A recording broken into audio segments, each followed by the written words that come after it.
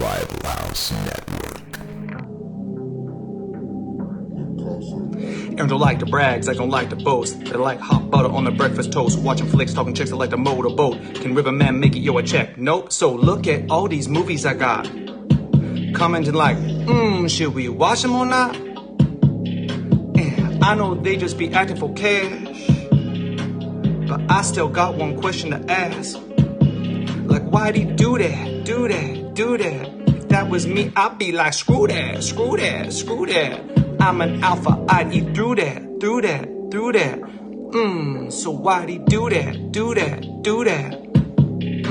Howdy, everybody.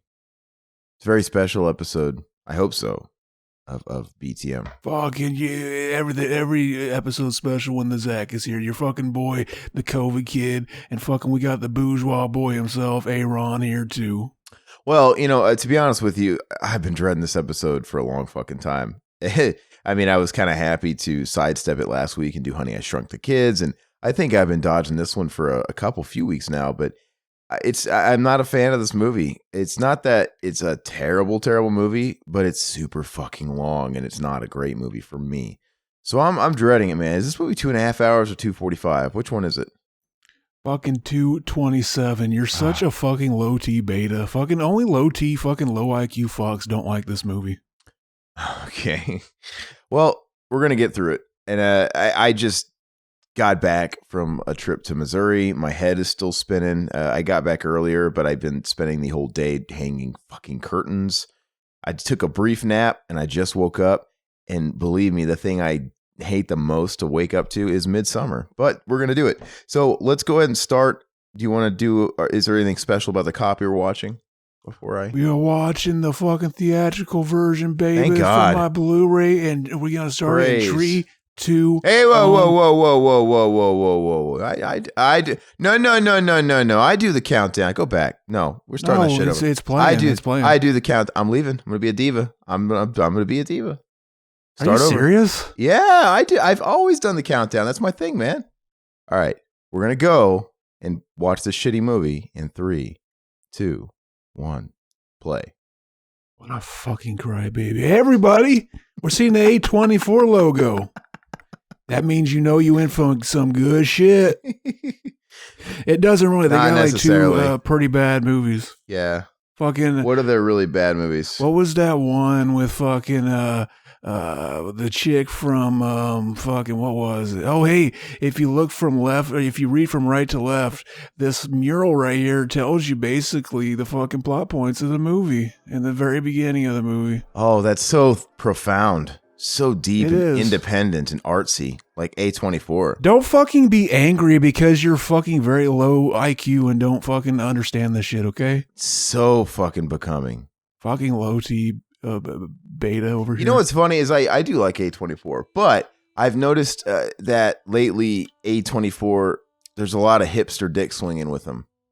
You know, where a lot of people in the big film groups and in the circles just, I really like what A24 does. I pretty much love everything they do. You're so fucking low T. Fucking like, oh, the hipsters jump on something so I don't, it taints it for me. I don't give a fuck. I don't know. I like a lot of the movies on A24. I'm not shitting on it. But I'm just saying. You're just saying that you're a fucking low T, unbased, unred-pilled, unchad, basically. Guys, I don't like this movie. I don't like it. We understand. We understand that you fucking have such a low IQ that you can't see the profoundness of this great film. This is pretty sour for me because we wanted to have Pat on. Pat wanted to do it because he fucking hates this movie, and I was looking forward to doing it with Pat. And River, because River likes the movie a lot. He was telling me he really likes the movie. He wanted to do it. But we're recording on Mother's Day, so it's kind of unfortunate. It's been a shit weekend. So not only does that tie up everybody, but Pat also is having some kind of computer issue, some audio issues. I don't know. We've been trying to get Pat on for a fucking couple of months now, so we'll see if that's really in the cards. See, I was gonna have Pat, and we were gonna talk about how fucking lame and cheesy and cringe black metal is. Oh, Pat loves black metal. Oh, see, fucking low IQ comes into fucking play again. I gotta remember who I'm dealing with here. All right. So anyway, they're both out. So, I mean, it's still pretty even because Zach loves the movie and I don't like the movie, but I don't know. This is a really long movie to be pulling a lot of weight, so Zach's going to be pretty much firing off on his troll stick the whole time, and I kind of have to bend over and take it because I can't really fight him on it. I'm too tired, man. You bend over and take it. Like, if we were gay, you would be the bitch. Like, don't fucking make any qualms about it. You would be taking it all the time. As Mac, what does Mac think of this movie? Fucking Mac, I don't know. Fucking anyway, this fucking we got the main character here. She's all right. Very Stacy. All right. Very Stacy. Right. I would fucking we'd be we'd be hanging out, fucking doing the mushrooms and fucking letting plants grow through our hands and shit, and just fucking like stone test bunnies. If you ask me. Like, basically, yeah. So this character right here, fucking basically, the movie's about she's living on her own, and she's getting these fucking cryptic text messages from her sister who has she's bipolar, and she's basically saying like, you know what, I'm ending it, and I'm taking mom and dad with me. So she's freaking out because like she's trying to call her back and she's not responding. She's just assuming the worst, baby.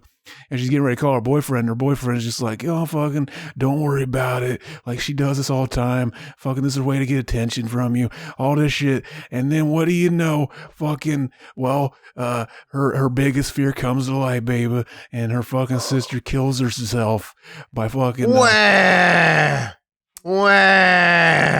You're a fucking like Wah! What a fucking beta. Like yeah. Fucking it's funny when your siblings killed themselves. Fucking Aaron. Wah! What a cock. I don't get why are you doing that? Wah! Is this a joke you're doing? Yes. Are you gonna say something enlightening, or was that just to fucking stop my spiel over here? I mean, it sounds like she's complaining to me. I mean, shit happens. Yeah. Look at her. She's crying. Look, she's crying like a baby. Wah! Fucking exactly. Shit happens. Exactly. Remember that time Shit I cried happens. when you told me your sister died? How fucking stupid. Shit happens. Hey, her sister took her life. There's a difference. How was that different? She killed herself. She killed herself and the parents. She made a choice. It's a difference. But you don't make that choice in a natural state of mind. It's because you're fucking you're sick, baby. Oh, well, is that the case here? Was she sick? Maybe she wanted him dead. I just said she had bipolar. Are you not listening to me? No, I don't listen to you. Fucking idiot over here. Why? See, well, how do we know it wasn't the straight part of her brain when she was bipolar that actually committed the acts? Maybe she was in her right mind. She's like, oh man, for once I'm not all manic and shit. I want to kill my parents and myself. What if that was the same? If we all recognize the true meaning of life, we would all be thinking that. But luckily, we have these things that preoccupy us and make us think, life has meaning every once in a while. But fucking basically, exactly, she's letting him know, like, oh yeah, fucking she's doing this shit again. And we find out that the boyfriend, he's basically planning on dumping her fucking real quick, because like fucking she's too clingy and shit. She's got like fucking emotional problems and all this garbage, basically. So but then it backfires because the sister actually does kill herself and the parents. So now he can't fucking dump her now. So he's got to see this movie. People like they misinterpret it. I was like, people on Twitter, they misinterpret it. They're like, oh fucking yeah, she thinks he's cheating on him, or he's cheating on her. He ends up cheating on her, and then she burns him alive. Good for her. It's like, that's not what the fucking movie's. What the fuck? No, it's not good for her. It's not good for him. This is a tragedy for both these characters. Because see, the guy, he doesn't, he didn't sign up for this, and he's just a kid, and fucking like, you should be there for someone going through something like this, but it's like, it's too much for him. He wants to bail. Basically, spoiler alert, if you've never seen this movie and you're watching with their commentary, first of all, you're lucky. You're fucking very lucky. Stupid. If you've never seen this movie, and you've jumped on for the first time in our commentary, I would actually suggest you stop watching it and just go do something else. You should. It will raise your IQ too many levels for Aaron's liking. So fucking get the fuck out of there. Continue to be fucking idiot. Continue to be retard. Fucking come over and hit you in the head with a tack camera because you're a retard. But fucking basically, yeah. Where was I before he rudely interrupted me? I don't know. You were talking about, in case you haven't seen this movie, hey, it's Pennywise. No, it's the guy who was going to play Pennywise. My bad. Yeah, you were saying in case this is the first time you've seen the movie. Yeah, basically fucking the cult manipulates our boy here, Christian, the boyfriend, to fucking have sex with a chick later in the movie. And then like, yeah, they manipulate also the girlfriend to be the May Queen. And there's all these things. Basically, like that guy right there next to Christian on the left with the long sleeve shirt. I guess the other guy does have long sleeves too. But on the left, our left, camera left, fucking that's the guy who's from the village. And basically, he sees this opportunity coming up right here. And he sees the opportunity. Like his girlfriend is fucking primed to be taken in by our cult. Our fucking stupid religion that like, well, while we're on the subject, let's talk about how stupid religion is. That'll be fun. See, that's another thing I was going to do with Pat. We fucking, to make Aaron feel uncomfortable. That'd have been funny. But like, fucking, I can't do it now. My fucking jokes are falling flat. Yeah. Why would I give a shit, man? Say whatever you want to say. Fucking the stupid religions, like basically this movie, their religion is basically they're basically like a white ethno state in the fucking what's it called, the fucking white black metal area in Sweden. No, yeah, yes, no, it's all over the place, but Norwegian black metal is sort of the birthplace. Yeah, they're like a weird fucking ethno state where they fuck each other, and basically their inbred fucking waterhead babies are like the prophets that write down like the godly words, because they believe that like, oh yeah, they're inbred, so like they don't have anything blocking that beacon to the light. The God can just speak right through them, and that's really what all religion is at the end of the day, basically. I think that's them kind of putting that into the movie. That's Ari Aster's own ideas coming in. Very Chad. Ari Aster, what a promising talent. I don't know what happened with this one. I would Aster his Ari, if you know what I mean. I loved Hereditary, and then how do you make something so good and then make something so How do you make something very decent and then make something better? I agree with that, Matt. And I do agree. It is a great movie. And I agree with you. It is a great movie. Matt? I agree with you, yes. I don't know, Matt. I love this shot right here. See, when I go, this is how I'm going to do it too. I'm going to fucking huff that fucking exhaust pipe. Make it go directly into my mouth. My favorite shot of the movie is when it all fades to black and then, credits You're roll. so fucking clever. This isn't cringe at all, Aaron Hubbard. You're so good at doing this. See, you give me a run for my money whenever I'm doing this. The jokes just keep on coming with Aaron. Aaron Hubbard, he created his own religion too. Yes, he did. Very, very Chad, because he wanted money. He was quoted as saying, like, fucking, you really want to make the big bucks, you make a religion. Very Chad. See, she duct taped that shit right to the mouth. See, fucking deep throat a fucking exhaust pipe. That's the way to do it. Very Chad. Well, if you were going to kill yourself, how would you do it, Aaron? I'd watch this movie. I would just watch this movie like on repeat with my eyes open like fucking Clockwork Orange until, I don't know, I swallowed my own tongue. Fucking Chad. It would probably only take, I'd probably do it halfway through the second watch through. Probably wouldn't take a whole lot. So we're going to hear you kill yourself on this movie. I am excited. I am at the edge of my seat. I said halfway through the second straight watch through. You watched the movie one time. Shit twice. I straight walk through. I had to watch it twice in a row, man. See, he's too fucking low T to kill himself after he said he would. Fucking Gigi Allen over here, pussy. Hey, Plemke in our chat said, yeah, it's basically the Ring tape for me. Exactly. Yeah, what's worse? That's a better movie. I'd rather watch The Ring. Did we ever do a commentary for the first Ring? Not the second one with all those weird CGI deer. That's kind of odd, but the first one. The second one's amazing, Aaron. It's one of the greatest films ever made. Did we do The Ring though? Seriously? We haven't. We should do The Ring. We should do Naomi Watts exploitation because she's hot. I've done your ring before. He licked my Oreo. He licked the Oreo dust off my ring. I fucked the shit out of your ring, if you know what I mean.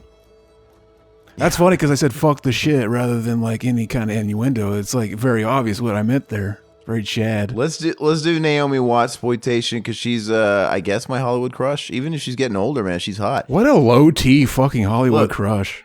Look, she's a classic beauty in my opinion. Very low T, Aaron. So we could do that movie, The Ring. I guess we could do The Ring too. It's not really too great. I watched Mulholland Drive recently after me and Mac did our high commentary, and it fucking, you watch that movie High, it makes sense. It's all very obvious what the plot is in. What was your high commentary you guys did? Fucking, what was it? Fucking, we did Ernest Scared Stupid. And then he wanted to do another one, and we did fucking Dead Alive. Oh, fun fact, when we did Dead Alive, at the end of that commentary, I got so fucking paranoid.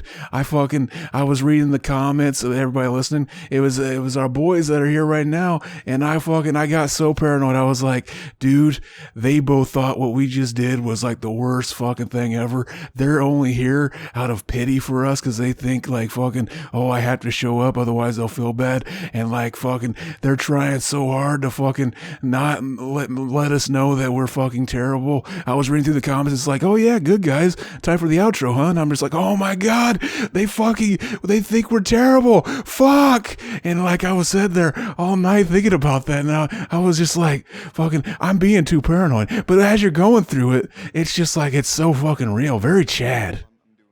Very Chad. I'm only here doing this commentary because I pity you though, and you're not stoned. Should I get high? Should I do a weeds for this commentary? Yeah, man. Blaze it. You know what? I'll wait till they get high, and then see right here in this scene, fucking. They don't get high until like hour 4 of this movie, man. They're getting ready to get high as soon as they get there. Oh, okay. Fucking, basically, yeah.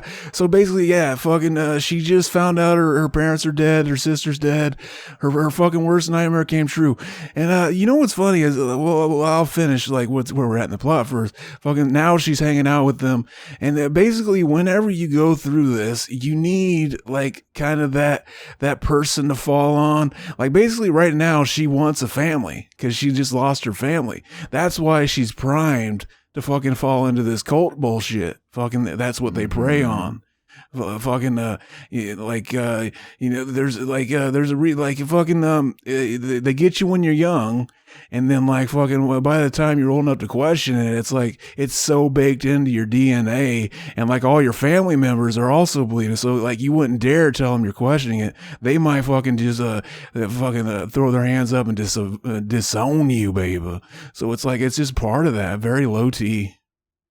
That's why the Mac and Zach Cole aren't doing as well as we could be if we just fucking got these kids right as they come out the pussy. How about the pussy? I'm into Mac and Zach Cole, basically. Well, Plemke's all concerned that you deleted this high commentary because you were so self-conscious about it. I have been hesitant to start editing it because I'm just like, oh man, I still feel like fucking, yeah, there was so much paranoid feelings after that. Like I kind of want to step away from it for a while, but no, it's coming out, baby. Yeah. Because he loved it. He's really scared. Very Jesse. I was fucking not. I was so convinced that like fucking they hate us. I was like fucking. If this is real, if I'm not just super paranoid, I don't know if I can ever fucking do a podcast again. Like if I'm just the joke people show up to out of pity, like and nobody's enjoying it. Fuck me. Oh no. And then like fucking, I got so fucking paranoid that I was doing this thing where like, man, I altered my brain chemistry. I'm hacking my brain. Like if I think of a capillary like bursting in my eye, it'll happen just because I thought about it. And then I'd feel my eye twitching and I'd be like, holy shit, it just happened again. It just happened. And I'm sitting there thinking like, oh, fucking, this is what happens, man. This is what people go through. You see those people walking down the street and they're fucking talking to themselves. This is just like that. Is this ever going to go away? And then I'm like, no, I'm being paranoid. Pull out your phone and look at yourself in the fucking camera. You'll see that your eyes, they're not fucking bursted with the blood vessels. And then I look at them and they're red as fuck because I'm high. And I'm like, oh fuck, they are. I'm so fucked. I'm never getting out of this. But our boy Plepke, he just posted Sid from fucking from Toy Story, and he looks just like the fucking Jester character in this movie. The fucking the big clown. Red kid, the ginger. He looks like the ginger nut.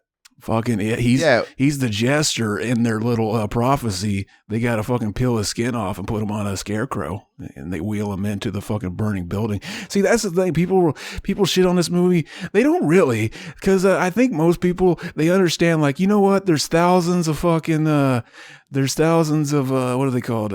Slasher flicks. There's thousands of ghost stories. Why can't there be two fucking but there's only two Wicker Men. There's only two Wicker Men out there, and one was already too. One of them was, excess. See, fucking, you're that beta that just watched Wicker Man 2 weeks before you watched this movie, and then you were all posh about it. Like, fuck that movie. I liked it better the first time. Fucking very low T. Very low T. I did. Dude, it doesn't matter when I watched it. I watched both of them back to back, and one of them was clearly inferior. This one, fucking. I watched the only thing inferior is your IQ. I watched the Nick Cage one in theaters. That's got to give me some clout somewhere. I watched the Nick Cage one in theaters, walked away thinking that was fucking stupid, but it seems like there's something there. Maybe I should watch the original. And I was like, bam, I knew it. See, that's what happens when you're a high T Chad. Hey, Elon Musk said he was an Aspie on SNL last night. Does that empower you? Does that empower you, Zach? He's not included. He's not invited into my club. Fuck him. Fucking low T. I don't even know if I'm an Aspie, but I am very gatekeepy about it. Okay.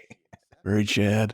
We're going to get to a scene coming up that fucking somebody, I was in a group, a horror group, and somebody posted, I'll tell you the screenshot coming up, and then I'll tell you what he said. It was like the dumbest fucking shit I've ever seen a grown man do. And we're going to find out. Basically, yeah, here in a second, our girl, fucking the May Queen. I was pointing out before we started recording that the fact that this is recorded on Mother's Day makes sense because it's the whole May Queen and shit. It's very high tea and coincides right with this movie we're doing. There's a dank T-shirt you can get from I forget the company that put it out. It's the same one that put out the Bad Brains brain scan shirt, but it's made to look like the Sex Pistols and the God Save the Queen, but it's got her picture on it. Very Chad. Need to get it. See that? See on his fridge there? That's a picture of the Wizard of Oz, the Scarecrow. Huh. So enlightening. So fucking deep.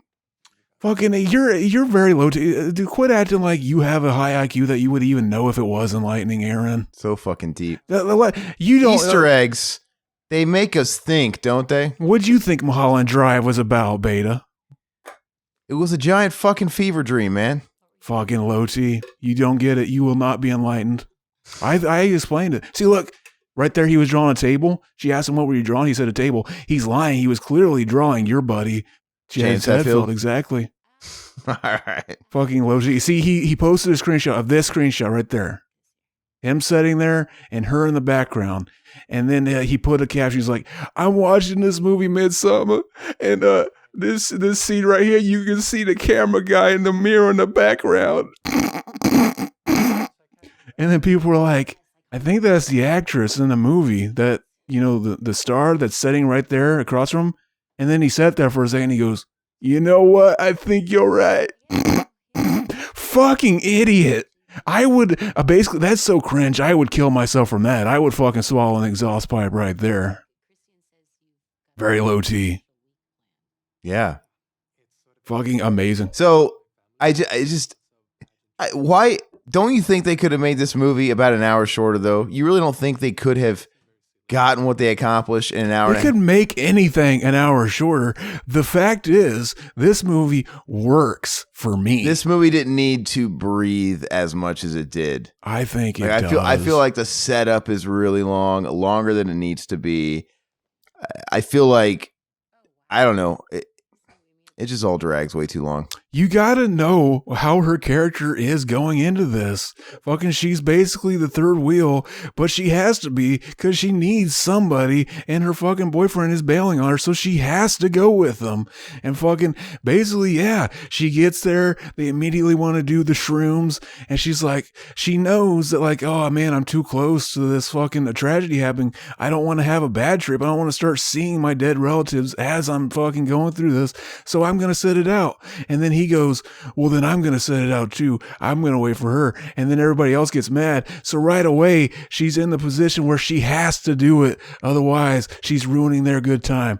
Peer pressure, baby. Fucking very high tea. It's a bitch. It is. It is. Fucking, if we were together right now, Aaron, I would force you to fucking hit my dank weed pen. I'd force you. I'd fucking put it in your mouth and fucking punch you in the gut so you have to breathe in. Here, mercy me. Fucking, and then I would jack you off into my mouth. Okay, well, that took a turn. That's just to fucking make the experience better for me. Is that what you made Mac do when you guys had your commentaries, man? Is that what happens? Is that the natural? Is that the natural like order of events when you guys get high? Exactly. You fucking light it up, then all of a sudden somebody's jacking the other off in their own mouth. Mm-hmm. Okay. Tastes like chicken. Yeah, we are 23 minutes in the movie and they're getting to the fucking, the cult. Like you're saying it's too fucking bloated. Very low T of you. See, I think you're just, basically you got to let your IQ build up and then like 8 years from now you can watch the movie again and you'll be like, Zach, it was good. Look, I was wrong. You know, when I watch the movie, I don't hate the movie. I don't hate it, but it's way too fucking long. Way too long. But I don't hate it. Nothing's too long these days, Aaron. You can watch it as a miniseries. I think it's, you know, obviously I'm just being hard on it for the sake of, I'm being hard on it for the same reason why you're always hard on shit you don't like. I'm not really serious. Yeah, I'm not serious about her sister killing herself and all that stuff. Yeah, yeah, that's sad. But you know, it's not sad. The movie doesn't make me feel sad. So why am I supposed to be sad? Her sister didn't really kill herself. Yeah, that's a terrible thing, right? But the movie's just not for me. It drags way too long. And we're probably only 15 minutes, we're probably only 10 minutes in. I'm afraid to ask how far we're in. I just said like 24 minutes. You're not even listening to me. I feel like your girlfriend right now. You're not even listening to me. I feel like we're 45 minutes in. That's the problem with the movie. Look, we're upside down now. So artsy. So fucking brave. It is. Why fucking, could you do better, Aaron? Could you do cinematography better? Yeah. All I have to do is turn the camera upside down, apparently. Yeah. Fucking, it's signifying that they're entering a new fucking world. Like everything is different from here on, and the culture is completely different. They fucking brave. They do this stupid shit where they sacrifice themselves once they reach a certain age, and fucking like amazing. Fucking, we can't talk shit about it. It's just their culture. I can't get over how cutting edge it is. Let me just soak it all in. Why does it have to be? Why does it have to be cutting edge? I mean, because let me just take it all in, man. Look, my fucking coon brain is taking in all this supposed greatness right now. I'm on overload. Just let me absorb it. I feel like I'm watching Teletubbies now. Doesn't it feel like that little baby son's going to come out of the hillside over there, right? You're going to hear that narrator. Very high tea. This is the same girl, by the way, that played Paige in the WWE, a biopic of Paige. Yeah, that's a better movie. That's a fun movie. It isn't. See, you think it's a better movie because it's dumb. Like fucking, I don't have to think to enjoy this. It is kind of a mindless, just kind of turn it on and turn your brain off movie. But I liked it, all right. Exactly. See, fucking, we're all agreeing here. Fucking, I enjoyed it too. Fucking, very Chad. But like here we go. And she is better looking than the real Paige. The real Paige she looks very much like a traditional. Is Paige British? Is that right? British. Fuck yes. She looks like a Brit. She's not exactly super pretty in the face or anything like that. And I saw those leaked porno nude pics and dick sucking pics. She let that dude come on her diva belt. That is so fucking dank. That's pretty. What a Stacy. What's funny is there were people, there were huge fucking like marks of wrestling that are like, how fucking disrespectful. I want fucking Vince to fire her immediately. She let him come. What, did she burn the fucking flag? Belt. Exactly. Oh my gosh. Yeah. Is it patriotic to wipe your cum with the flag? Yeah, you're showing your love for it, I guess. I was thinking about that the other day. I mean, it depends on your angle with it. If you're treating the flag as a cum rag, then that's kind of disrespectful. But you could argue that no, I'm sharing my cum with it. Exactly. Like, you know what I mean? It's life. That's a good marketing. Yeah, what is that? That's a good marketing thing. BTM, American flag cum Come on rags. the flag. Cum rags. It looked like the God. American flag with the BTM logo on it. Well, it doesn't have to be the American flag. I mean, we have listeners from other places. No, it's so. got to be the American. It's got wherever we're selling it. It's got to be that flag. They got to know. Okay. They got to fucking wake up from their pussy. I can't see bad things happening. You got to see the bad things happening, baby. They happen. Very Chad. I understand. They're getting ready to do They're getting ready to do a druggies. By the way, I'm not really doing anything. I'm actually just gonna smoke a Newport, basically.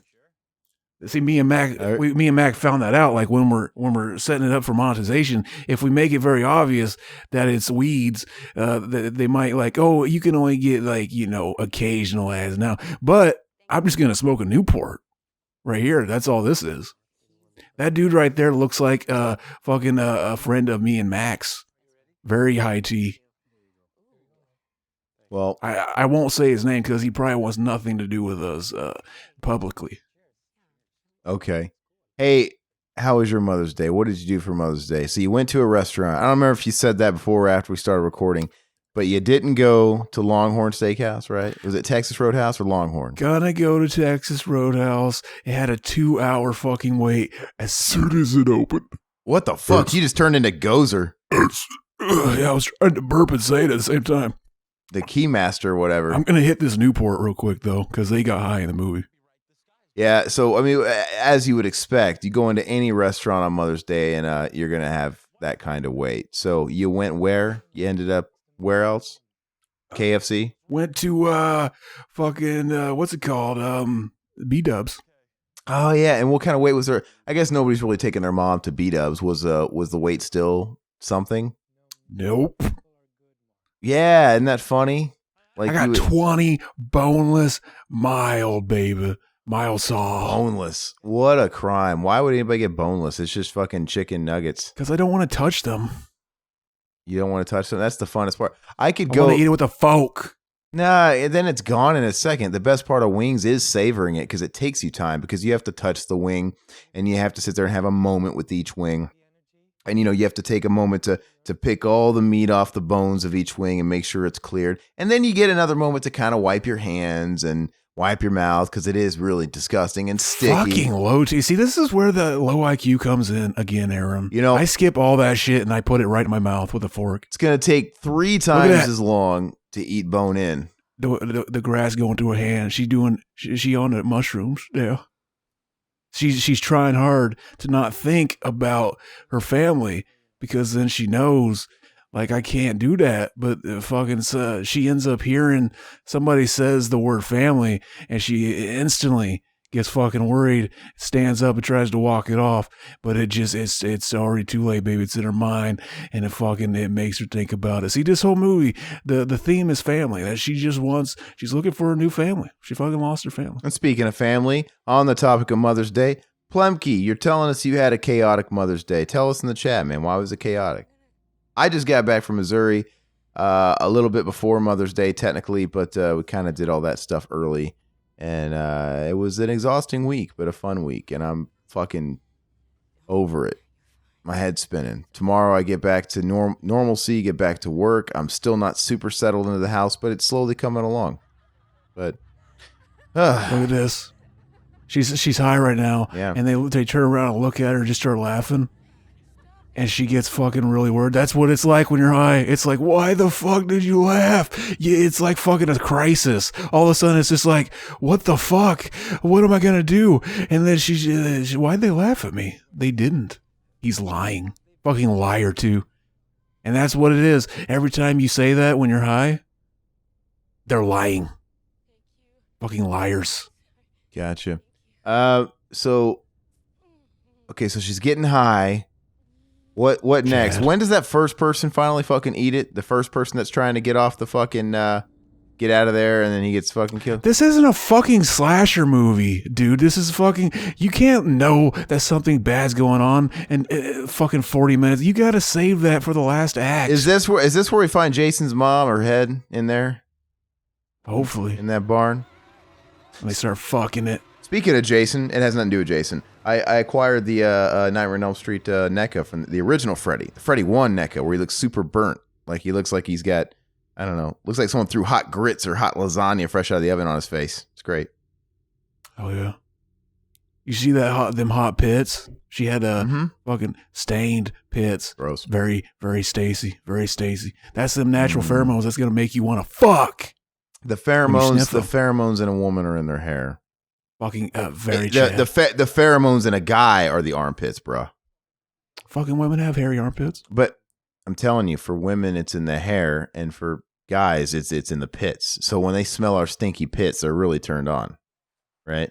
That's funny because that's the worst fucking smell in the world. Yeah, I'm just saying how it is, man. I didn't write the book. They're not really, because if you don't actually wear deodorant, they'll actually think that's disgusting. You might turn some fucking fucking different animals on in the zoo, but women nowadays they don't. There might be something primal there. It's like, but most of the time it's like you fucking stank. No. What if like the male pheromones were in like our nutsack, and the sweatier and the fucking cheesier they were, and they were inside it. You had to cut that shit open to get them out. Gross. Fuck yeah. Plumky's asking me if I'd bury my face into a stinky armpit. Well, no, because like I said, the pheromones of the armpit, that's for a guy, and I'm not really into that. But I get the hair thing though. There is something about women's hair, so I get it. I mean, if they're saying the pheromones are in the armpits, if that's what does it for you, I guess I buy it. To me, it's weird. I mean, because I know what guys' armpits smell like, and fucking, I don't know. It's weird. You ever fucking let a guy jack you off with his armpit? Oh, God, no, what? That's the fucking best. Nothing like it. Yeah. See, go ahead. Go ahead. No, go. I was just saying. Some women have hot armpits. That's what Plumkey says. I mean, yeah. Go ahead. I was just gonna point out that fucking this movie's amazing, and only low IQ dipshits don't like it. Both that guy's grandparents died from ticks. That's what he just said. How deep? R.I.P. Very Chad. This is actually a fucking Ari Aster. This is some of the trivia I could get from the movie. Because, like, he hasn't done a commentary for the movie. There's not a lot of trivia about it. But, like, that was in the movie because that was him while making the movie. He's really afraid of bugs. And, like, yeah, he was wearing socks over his pants, like 2 pairs of socks over his pants. I have to actually agree with him on that. I think ticks in particular, that's fucking frightening, right? Getting a tick that has Lyme disease. Getting Lyme disease is terrifying. And just, if you've known anybody with Lyme disease, fibromyalgia, and all that stuff, yeah, man, fuck that. And it could just happen so easily by getting a tick. And I grew up in the country. I grew up in the South. And my dad used to fucking knife ticks off my head and out of my scalp and set them afire on a fucking woodblock or something. And luckily I don't have Lyme disease, but you don't live in this kind of stuff in these woods. You don't go out and not get ticks. They happen. I mean, your dogs have probably had ticks, right, Zach? I thought you were going to say my dad was knifing me in the shower or something, like knifing ticks off here. That's fucking beta shit. I thought you were a bigger Chad, getting knifed in the shower by your dad. Anyway, ticks are fucking scary. I've been paranoid of Lyme disease, and I've gone to the doctor. I'm warned a couple of occasions. Like, I need a Lyme disease test. Do I have Lyme disease? And at least here in Arizona, they're like, look, we have barely any ticks in Arizona. It's probably not Lyme disease. I'm like, sure. Fucking beta. You know. Fucking Mac, he just popped up in the chat and said, oh, I couldn't come because I was finishing fucking Resident Evil 8. Fucking press record and join now, bitch. Yeah, come on, jump in, dude. Hey, I thought Resident Evil 8 wasn't out yet. Came out yesterday, the day before. Oh, it officially dropped? Well, jump on and tell us all about it. See, there's a tie-in. This is about a village, kinda. And Resident Evil 8's about a village, kinda. And did he leave the chat already? He popped in and left? Fucking low T. Guys, tag him. Tell him to fucking come back and talk about it. I want to hear about it. He didn't seem to. I don't. I do. He didn't. I saw him chatting with a couple of people online, just kind of here and there, and it doesn't seem like. at least in the middle of it, he didn't feel like he knew what to think of it. But I want to see how he feels after beating it. I know how it's gonna be. It's gonna be fucking shit because this is what Capcom does. They get the ball, they fucking did something different with the last one, and then all they gotta do is a fucking Hail Mary and fall right on their fucking face. Idiots. They can't keep a good thing going, can they? They can't. Very low T. Unlike this movie. Okay. I think. No, go ahead. Go ahead. I'm sure. I know. I'm sure they worked with Ari Aster directly when they were making The Village, and it's probably just as shit. You never seen The Village? What a fucking low T. You see, this guy calls himself a film buff. I meant Ari ate The Village. Oh, I have M. Night Shyamalan. I don't have to see M. Night Shyamalan's Village to know I don't want to see it. Fucking low T. Oh, Matt. Oh, look, we lured him. He's on because we told him we wanted to hear about the game. I do want to hear about it. Mac, what's up? Mac. You recording? Yeah, record real quick and jump in, and we want to hear all about it. And it's funny because that does kind of fit. It's about a village. It is about a village. It's a great village. Would you hang out in this village, Aaron? No, man. These fucking women have those like Mormon things where they have probably just like a pouch or a little hole in the back of their dress, and you just kind of soak. You soak in them. We watch how they fuck here with fucking weird people dancing around them naked. Oh yeah, that's pretty hot actually. Hey, Mac went out again. He came in after we summoned him. We conjured him by saying Resident Evil 3 times. He wants nothing to do with us. And then he fucking left again. Maybe he hopped out to get his recording shit straight. Maybe that's what it is. One can hope. We're seeing the first fucking weird shit with this cult. See, I was thinking about that too. We were talking recently, and you said you don't like the musicals, and I was like, fucking, I couldn't think of any on the spot. I said Wizard of Oz, but we could have said Wicker Man too. It's kind of a musical. Max, like, with us? Are you actually talking? What? Yeah, he's fucking retarded. I'm gonna respond to him in the chat. Talk for a second so I can actually formulate a fucking sense. He's gonna act like a fucking boomer and act like he doesn't know how Discord works because we're asking him to join us again. He doesn't want to, and he's too pussy to just say no. That's Mac, basically. I joke about him being very beta, but like he's too pussy to just say no. He's very beta. That wasn't a joke. I'm gonna take another hit off this new pope. New pope. Trip and fall in this stove. Man. Christopher Lee became a woman. Oh, wait. Hold on. Max says, he said, nah, I'm doing some things and then going to bed. What did I say? Fucking low T beta. He's denying us, man. They all wanted to hear about the game, man. Disappointment. Bullshit. Here, look, there's that fucking water-headed idiot of a fucking chud right there. They're incest, baby.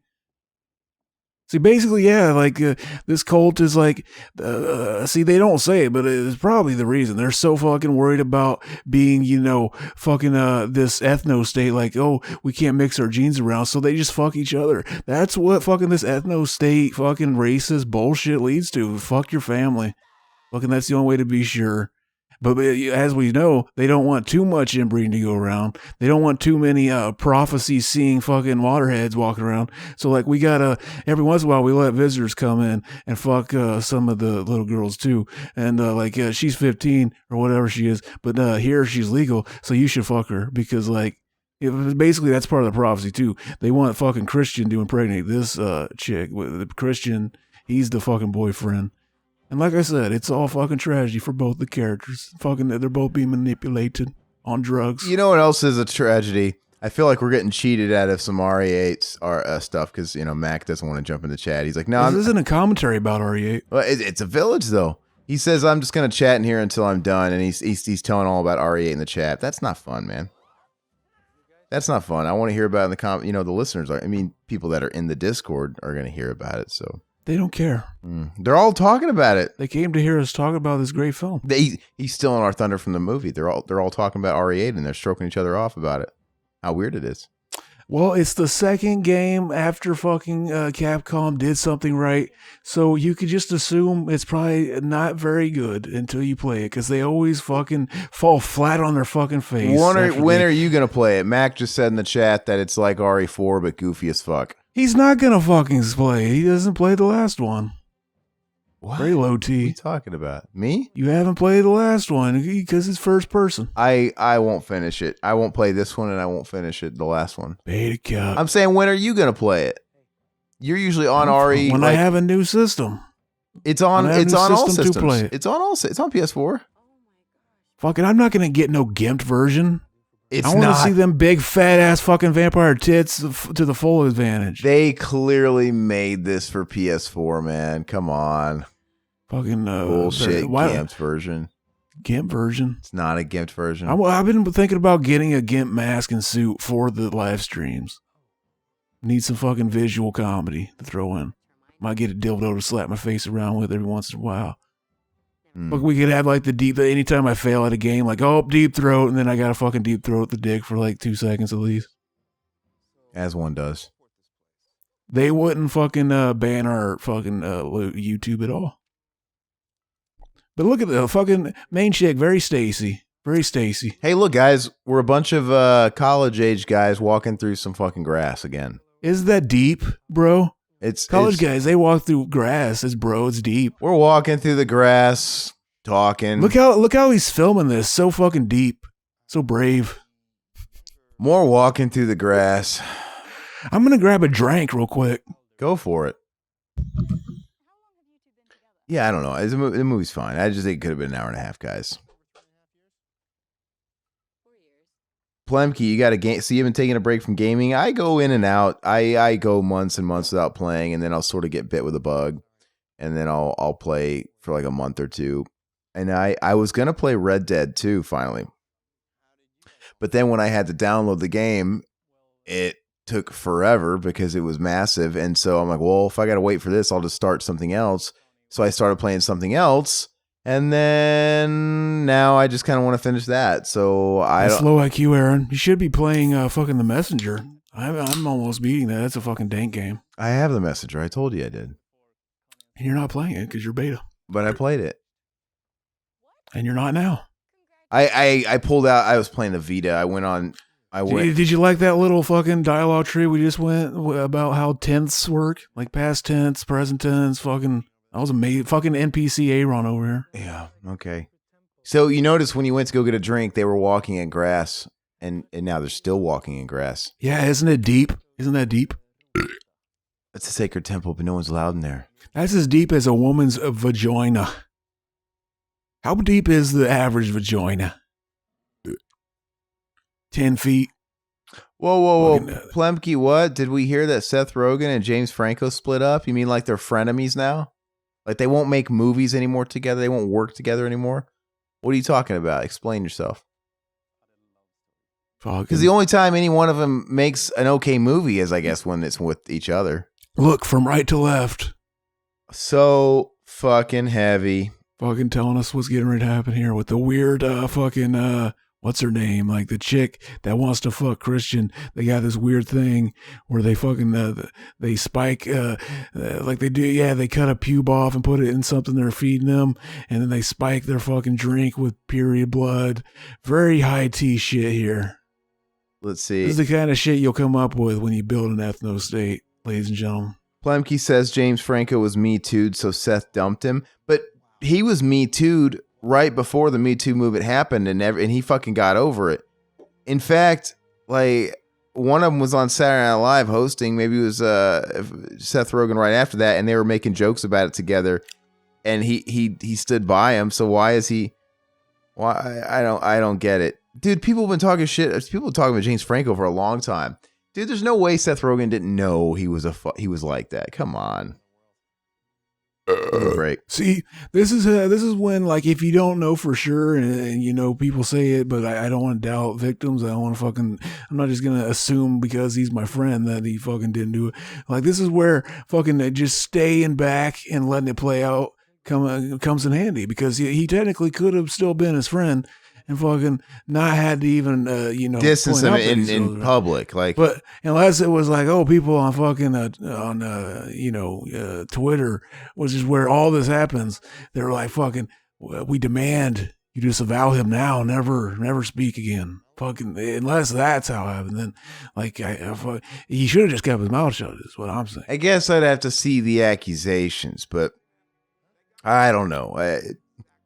It should. I think it should take a lot to disown a friend, even if you like. I mean, is that not what family and close friendships all about? Fucking, I disown any motherfucker. I don't care how much, like how big of friends we were. As soon as you tell me like fucking like. I don't know, fucking Bill and Ted 1 is better than Bill and Ted 2 or something. Fucking, we're done. I guess if he was doing some serious malicious. Oh yeah, I've heard about this chick. Come on, that Sherilyn Yee calls James Franco a sexual predator.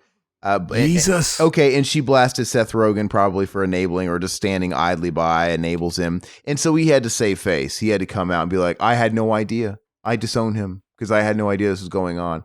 That whole thing. Okay, and I'm not saying she's wrong.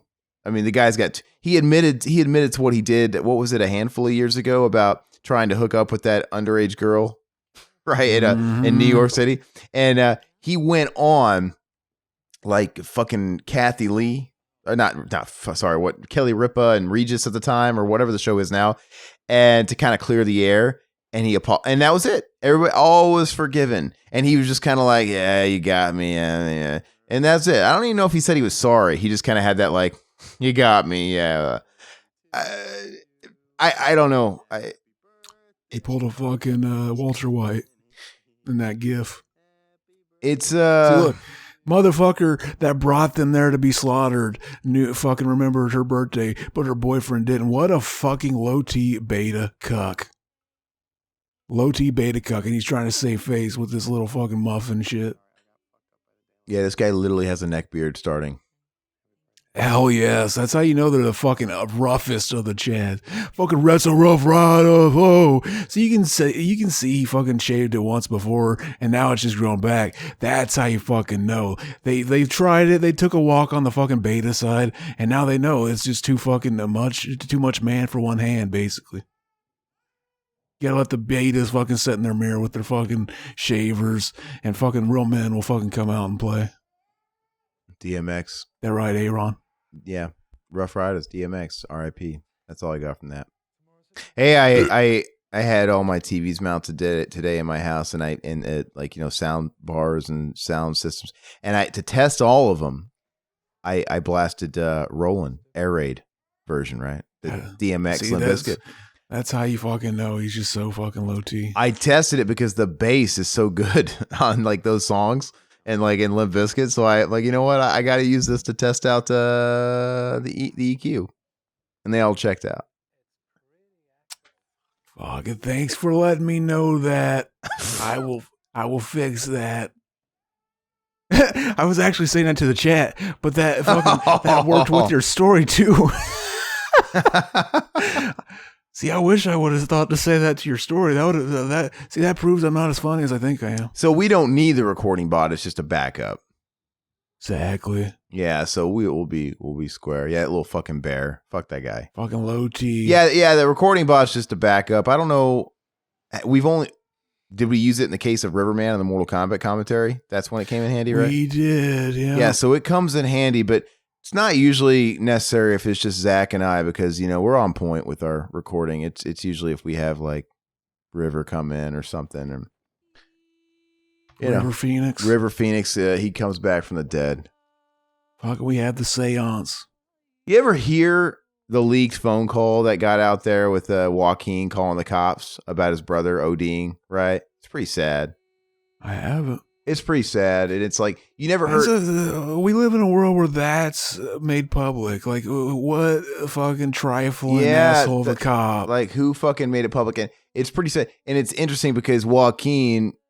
This was obviously before he was Joaquin Phoenix, right? Because River was the one with the career, and Joaquin was like a young actor, but nobody knew who he was, and he was only Joaquin fucking like Raven at that point. Yeah, he hadn't made his way up to Phoenix level. So And yeah, because they have like this weird hippie cult family. But no, I just named another bird. we have no, he really was. He had a different like hippie name. And believe it, Phoenix was like the normal name or something, and he took that. I don't know, but he, now he puts himself in certain movies, and he's kind of like, I think he's going for that route of more like the Daniel Day-Lewis or whatever, the guy that wants to do these Oscar-y pictures, and he doesn't talk a whole lot. You saw him do his Oscar speech. He doesn't talk a whole lot. I don't know, but anyway, you listen to him in that phone call, and it's just, there's the mystique gone because he's just some teenage kid crying about his brother. And it's like, that's not the Joaquin Phoenix I know. It's kind of interesting, but it's very raw. And yeah, I don't think he appreciates it being out there, but yeah, it's pretty sad. OT. You've never heard him talk so much than you've heard in this phone call, and just do what anybody would do if like their brother was dying on a sidewalk. Mm-hmm. We got these long scenes where we're getting accustomed to the fucking hippie cult. They're not a hippie cult. They're a weird fucking white nationalist something cult.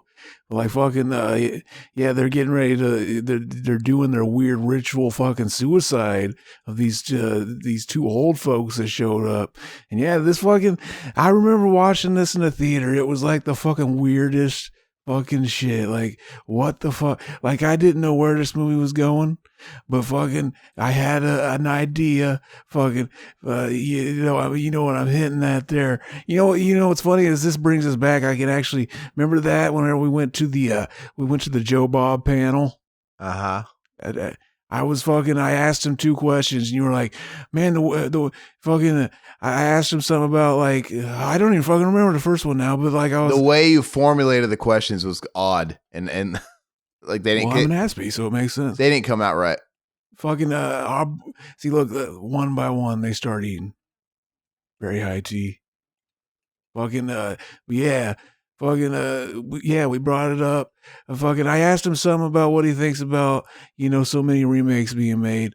And, basically I started, he answered a couple, and then I started basically asking him, like, what do you think about, like, movies that are original that fucking basically, are just remakes of remakes with, fucking, I was going to bring this up, and then I couldn't because I realized, fucking, I'm in a room full of people. It was brand new, and most people probably, yeah. And so, like, I'm a fucking Aspie, so I was just like, oh, fuck it. I was like, hey, you guys want me to spoil the end of Midsommar? And they all fucking jumped. They're like, no. And I'm like, fuck, I'm ashamed of the fucking horror community. I thought we were the guys that were like, we don't give a fuck about spoilers. We don't watch a movie because, like, we fucking thought the ending fucking made us happy. It's all about the fucking ride there, baby. And finally that fucking story could finally see the light of day on the show. I know the question you wanted to ask, it just didn't get worded right, and I remember the exchange ending kind of abruptly and oddly, like and Joe Bob's just like, yeah, you better not. It was kind of an odd like ending, and you sitting down, like, that was kind of fucking exactly. I didn't want to just tell everybody. Didn't want to tell everybody. You basically wanted to ask his opinion on movies being super derivative. Like, is it okay? I don't know. You just wanted to explore that. Basically. And you could have used Midsommar as an example, like, but in passing, not like, hey, do you guys want me to tell you the ending? Yeah, it's just fucking the Wicker Man. People are like, it looks like the Wicker Man. It is the Wicker Man. It's the same shit that happens. But I enjoyed it, so it's okay. You know what? I was hoping he would just come out and say it actually is like a sequel to The Wicker Man or just a modern day retelling. But we knew we couldn't call it that because right away people would have expectations. And the best way to make it would just to be like fucking pull the rug out from under people. It's The Wicker Man with a couple of gender swaps and a few more characters. And a more modern day kind of up to date telling it. Like there's no fucking weird pagan songs because that would just come off weird now. So it's basically told as a fucking breakup. That's what can most people identify with. Yeah. Look, they're getting ready to fucking take some dank ass vodka. It looks like.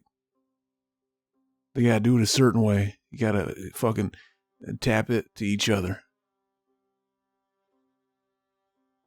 Very Stacy though. I would hit that check.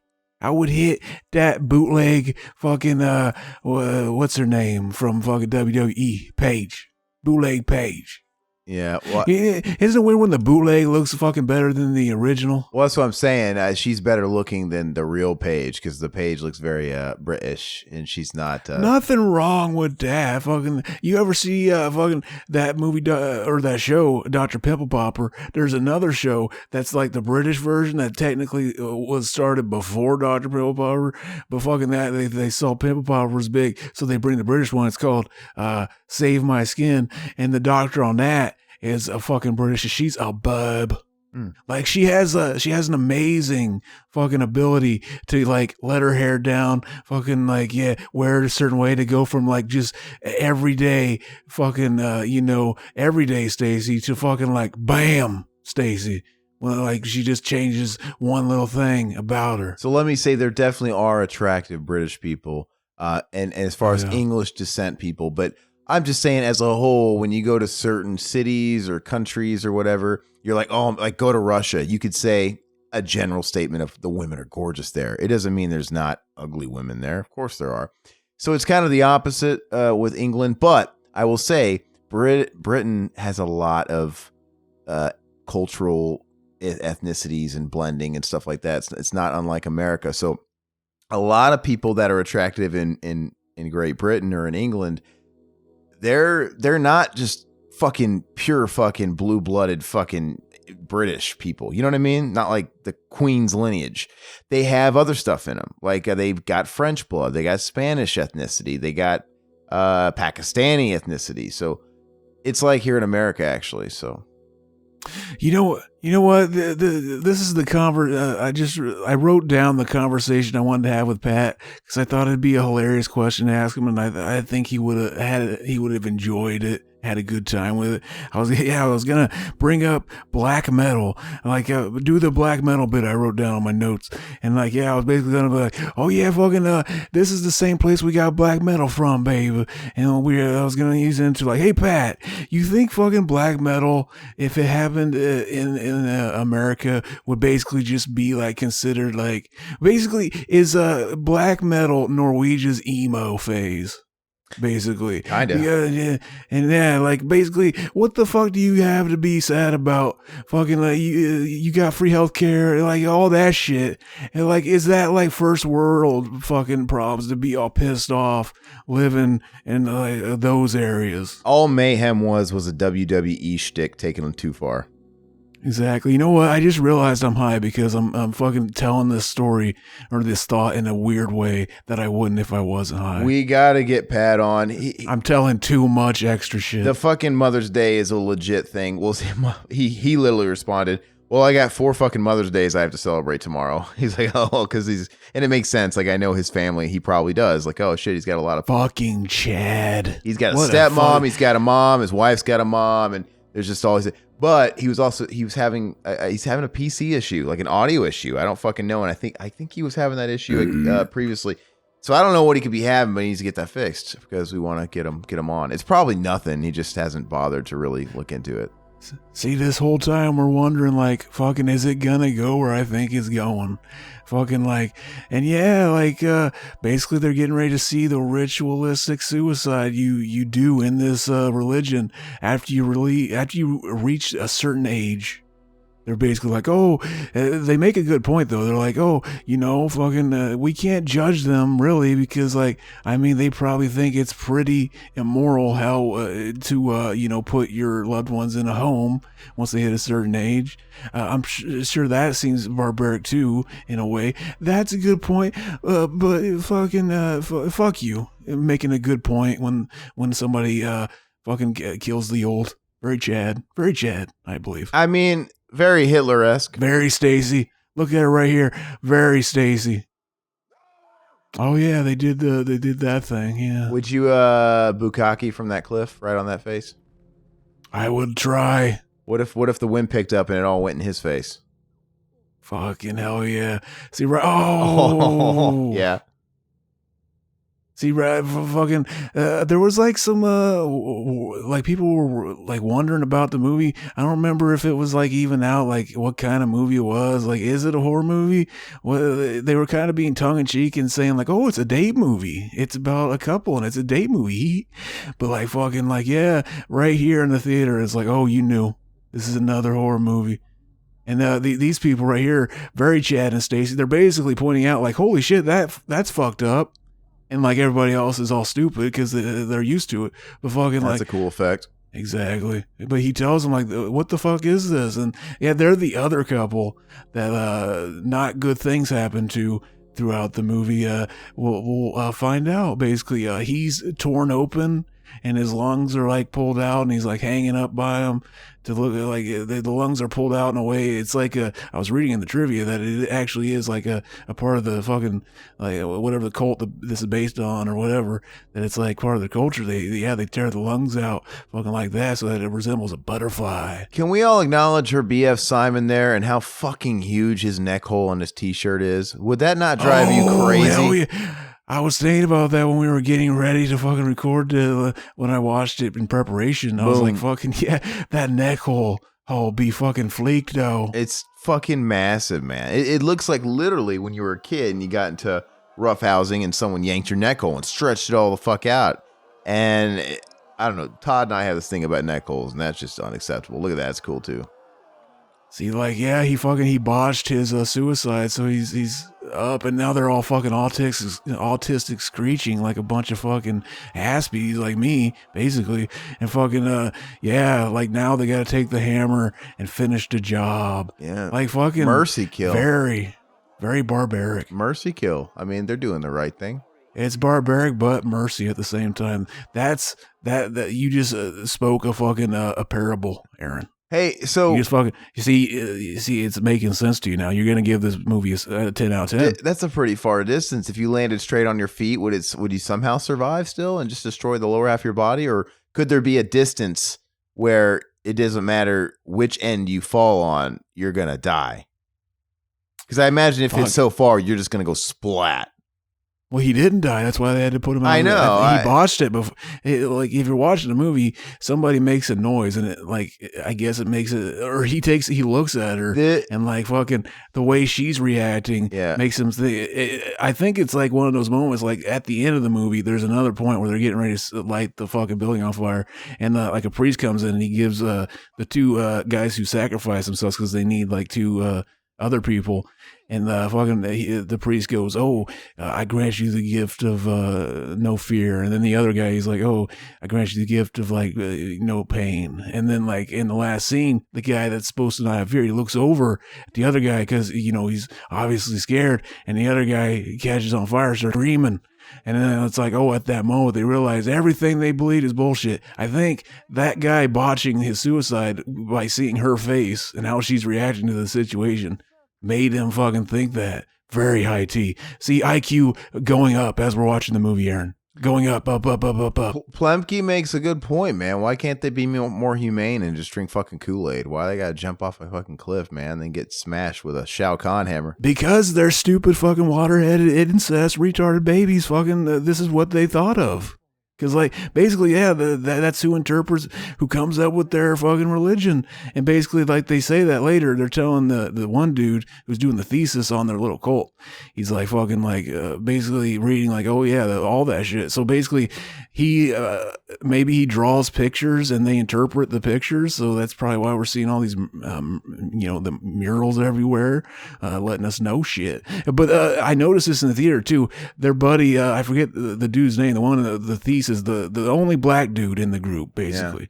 Fucking see, is it okay to call him the black guy? Because that sounds bad, but he's the only black guy in the whole movie. That's a funny thing. It is the easiest way to let you know real quick. Like, that's what I'm talking about, right? And it's really, that's so funny when they always do that and stuff. And, you want to look around. It's like, but if you say anything else, you honestly sound stupid. Like, the guy with the black hair. Exactly. Like even if he is the only one with black hair, I think he is actually. So that could work too. But wouldn't it be funny though? It's like, because you expect, like, don't you mean the black guy? Yeah. It always comes off weird. Like, you went out of your way when you could have just said that. I Yeah, mean, basically, I always thought it was like, is he like fucking more sinister than like we assume by the movie? Because like the night before, they say that they're going to do that ritual. Like, oh, we're doing that tomorrow. And he gets like a weird look on his face. He goes, oh, we're doing that? And everybody looks at him like, oh, you know something? And she looks at him and goes, fucking, oh, is it something gross? And he just gets like this weird fucking creepy smirk, like, oh, you just wait. And it's like, if we're thinking about the timeline, she just had her parents, killed and shit. Like, why would you not want to warn her? Like, you should probably not go. But he gets this look like, oh, it's going to be fucking great seeing your reaction or something like that. But like, it's possible because like when it happens and the face hits the concrete, we don't know if it's because of shock or like because he gets like a really shocked look on it, like it shows his reaction too. And so we don't know if it's a look of shock or if it's like a fucking, oh, maybe he didn't. Yeah, maybe he just knew it was something like but I can't even make it make sense because he had to, like the look he gets, he had to have known someone was gonna die. But fucking yeah, it's something to think about. He's deep in research, man. He knows he's deep in research. He expects maybe that's it. Yeah, see, he expects it. This is what it's like, Aaron, to watch a movie high. You think of all the possibilities, and then you think like, oh, that's obviously what the fucking director was thinking. But like fucking very Chad, it probably wasn't. But because you're high, you think it's fucking amazing that you just thought of that. And fucking hey, fun fact: Kool-Aid was invented in Omaha, Nebraska. Riverman lives in Omaha, Nebraska, and Riverman is obsessed with cults and the Jonestown Massacre. Coincidence? I think not. Exactly. Oh man, that's amazing. He's got a weird nose. It's like a little Michael. It's like really tiny. They were stuck on their profile for a second there, and it was like really dark, and all you could look at is like the facial structure of both of them, and he had like a little nose, kind of like a vampire. Fucking big neck hole or the black guy? The black guy. Oh, he had like a little tiny nose. The neck hole is driving me fucking crazy. That guy's wearing like a 3XL. Why? Fucking, how do you know? Maybe he was holding a baby, a toddler, and they grabbed onto his shirt, and he was doing a trick where like he lets them hang by it. Fucking, it looks like a maternity shirt. That's the only way you're gonna have a fucking neck hole that big. Do you practice putting your shirt on like the fucking long end of a fucking of a boot or a fucking long end of a watermelon? Like, why would you do that? Why would your neck hole be that fucking wide? Were you wearing it around your waist? What the fuck? So many questions unanswered in this movie. Aaron, don't you see the big IQ needed to enjoy this? Hey, wait. So what is he doing right now? Talking to the guy, the Norwegian guy. What is he doing right now? Is he dogging his friend? I can't remember. Right here, or is he challenging him? No, he's asking him, is it okay? Basically, he finds out he's doing his thesis on their religion, and then he kind of like, oh, you can't do that, though. They don't allow any documentation or fucking anything. They haven't done that for years. And he's like, fuck, well, I already put so much work into this. So can you ask him as long as I don't, publish the name of the family? Reveal names and real shit, yeah. Exactly. Now, doesn't something happen with the stretchy fucking neck hole guy and him? Does he try and like steal his work or steal his idea or something? The stretchy neck hole man, he does. He's a fucking lack of ideas as big as his fucking neck hole. Sure, trying to steal, trying to get an idea through that neck hole. He would have, but like fucking, he doesn't have good ones. That's why. Like, look at this. Very Stacy here. And the Chad who got them all here basically wants to kill the Stacy. He's still a Chad because he comes in and he pimp talks. This looks like a start of a porno movie. He's trying to like get her in the sack. Like, oh, this is your first time on camera, baby. Exactly. But like, yeah, how would you still pretend like, oh yeah, we have your best interest if you knew that people were going to kill themselves in front of a girl that has PTSD now because she saw her family kill, or because her family did kill him, so she didn't see it. But very Chad. But like he's still macking on it. He's still trying. He's still swooping in like, you know what? I remembered your birthday and your boyfriend didn't. But, my cock is probably like, my cock is 9 inches. His is like, 6. Fucking another, no big deal. But like, I'm just here to fucking help you out, babe. Yeah, the effort's admirable. I'll give him that. Hey, so the way my clock is going with this movie, I feel like I feel like should be right in the thick of it. Like, what's the timestamp on the movie now? Because to me, it feels like it should be starting to culminate, a little bit at this point. But I think from this point, it goes on really long. What's the time? Listen to this beta. Thinking about it from a stupid blockbuster 3-act structure template. No. What is the timestamp right now of the movie? Because I can't. We are right where it needs to be, right in the middle of the movie. Okay, right in the middle of the movie. Yeah, I don't Not right in the middle, a little bit after, like 3 minutes after. So what, an hour and like 10, 15 minutes? 12 minutes. Okay, I don't know. I just feel like 2 hours is the sweet spot for a movie like this. Maybe 2 hours. I don't have to be like 90 minutes, but I literally think it goes on for like 20, 30 minutes too long. Maybe it's the third act. I don't. This is why you're talking to me. I am here to red pill you on the fucking Midsommar or Midsommar if you're pretentious as fuck. But I'm here to red pill you on the fucking Midsommar. You gave it a fucking 6 before. That's gonna go up to a fucking 9 before this is over. Is it called? Because I'm here. I'm high, and I can tell you all the shit the director might have thought about, but didn't actually settle on. Midsommar, is that a thing? Is that like the whole like Sam Hain Sawa thing? Yeah, that's just what they say there. See, no, the mangled face is the aftermath. Oh God, the aftermath. They're putting him on a spit roast. That is pretty cool. See, there's people wondering probably like, what's the difference between this and the director's cut? The director's cut, I guess, was the original version he showed to the MPAA, and they don't think that means like, oh, it's much bloodier. It's nothing like that. It was just like fucking. He probably cut out like 2 or 3 frames, and then like basically the stuff that's taken out is more like building of the characters here with the boyfriend and girlfriend. And there's a couple more rituals that they did. Like they tried to drown a kid in the lake, and they walked in on it happening, and they fucking basically they put an end to it. They were successful in stopping the fucking. If I remember right, I only watched it once. I think I should watch it again, baby. Mendoza's asking where's Riverman. We were talking about it earlier, but he basically fell victim to Mother's Day.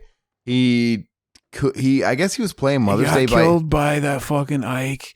And what's the other character in Mother's Day? I was talking to him yesterday about coming on, and he didn't really have ironclad plans. He was just saying like, I don't really know what the plans are. Basically, like he was just going to go where he's told. Because Riverman's mother is passed on sadly, and she was great. But so it was. I assume it's his wife's mother. So that's why he was probably just kind of going along with it and seeing what they're up to. But I kind of followed up with him before we started recording, and he was not available. So yeah, Mother's Day recording, we got to keep that known for the future. But having guests on this day is pretty tough. We were gonna record last night, but this beta just told me like fucking an hour before. He's like, can we push it off? I had just rolled. Come in sounding like fucking Jack Nicholson over here. I thought that sounds more like fucking Gillespie. Sounds like Party like Man. Our boy Party Man. Yeah, it sounds like him doing an impression of fucking Jack Nicholson, which is very Chad. So this is a dream. She has a dream right here where fucking basically she wakes up in the middle of the night and her boyfriend and all their friends are fucking like running out, fucking leaving her behind, laughing as they drive off, and she screams out and fucking the car exhaust comes out of her mouth like how her sister died.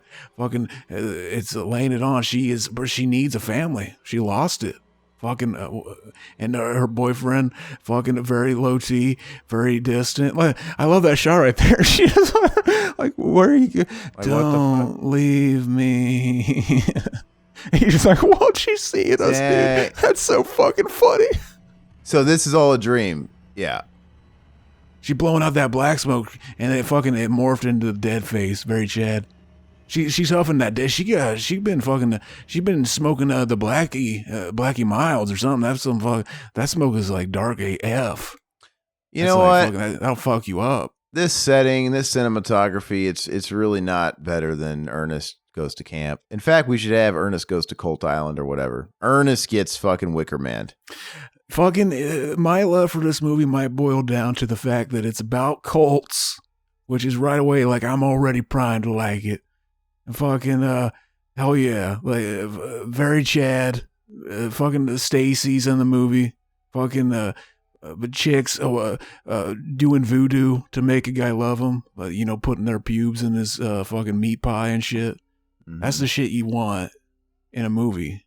And it's like fucking the only thing that would have made it a little bit it has incest in it. Incest is always a must for me to like a movie. Fucking think about Amityville 2. Fucking Amityville 2. All the greats. They fucking You know what? Actually, no, I'm lying. I did make. I thought about this the other day. I was like, why do so many movies I like have incest in them? And then I started making a fucking letterbox. I didn't want to call it incest movies. Top 5 incest movies, and it was like, when like, Amityville 2 shows up, Amityville 2 shows up 3 times on that list because it's like, well, how many really are there? It's like, what do I call this? So I went with movies to not watch with family. Winky face. Very check. Because you don't want to call it incest, top 5 incest movie. That makes it sound like you are glorifying incest movies. Or top 5 movies you want to watch with family you find attractive secretly. Exactly. To get them in the mood. Yeah, I was basically, I was going to tell my list. I don't know if I still have it. I'll look on my fucking letterbox. You should know your list. Let me guess. Psycho 4 is on there. Psycho 4. Amityville 2 has to be on there. What else is notable? I think. Let me think. Well, wait. Anything to do with child molestation, that doesn't count, right? Movies with that, because there's a lot more of that where it's not exactly consensual. I do still have it. Here's what I called it. I called it incest in movies I fucking like.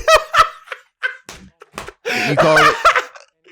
I called it incest in movies. That's fucking hilarious because I remember going through this long fucking diatribe about how I don't want to call it incest in movies. That sounds bad. But then I look at the actual list and I call it incest in movies. I'm high and I think that's funnier than it probably is. But here it is, baby. Amityville 2. Sleepwalkers. Oh, yeah. Twin Peaks Fire Walk with Me. Caligula. Psycho 4, Burial Ground, Society, Pink Flamingos, Angel Heart. Angel Heart. Well, see, you're new to Angel Heart, so that cracked a little. Is it, or is it just because there's not that many notable incest? It's like when you really think about it.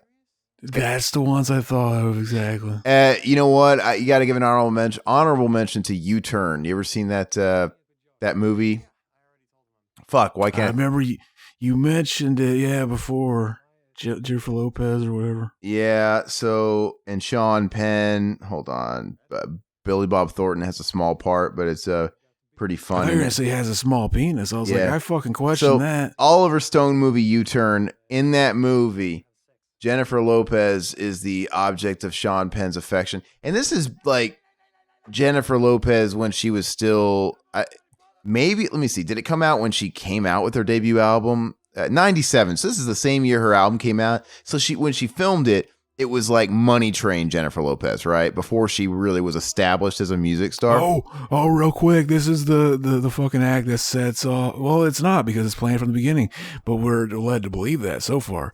They see him pissing on the ancestral tree. Fucking, I guess that's where all the fucking cousins or whatever come to fuck themselves when they're gonna make their water-headed profit of a kid. But like fucking, they fuck each other along that tree. And he pissed on it, biggity bam, very disrespectful. And he's like, "How could you piss on our ancestor tree?" He's like, "It's a fucking tree. I had to pee." Very Chad. That's as you do. But this is the other couple. She's like, this is like where she's like, where's my boyfriend? And they start giving them this.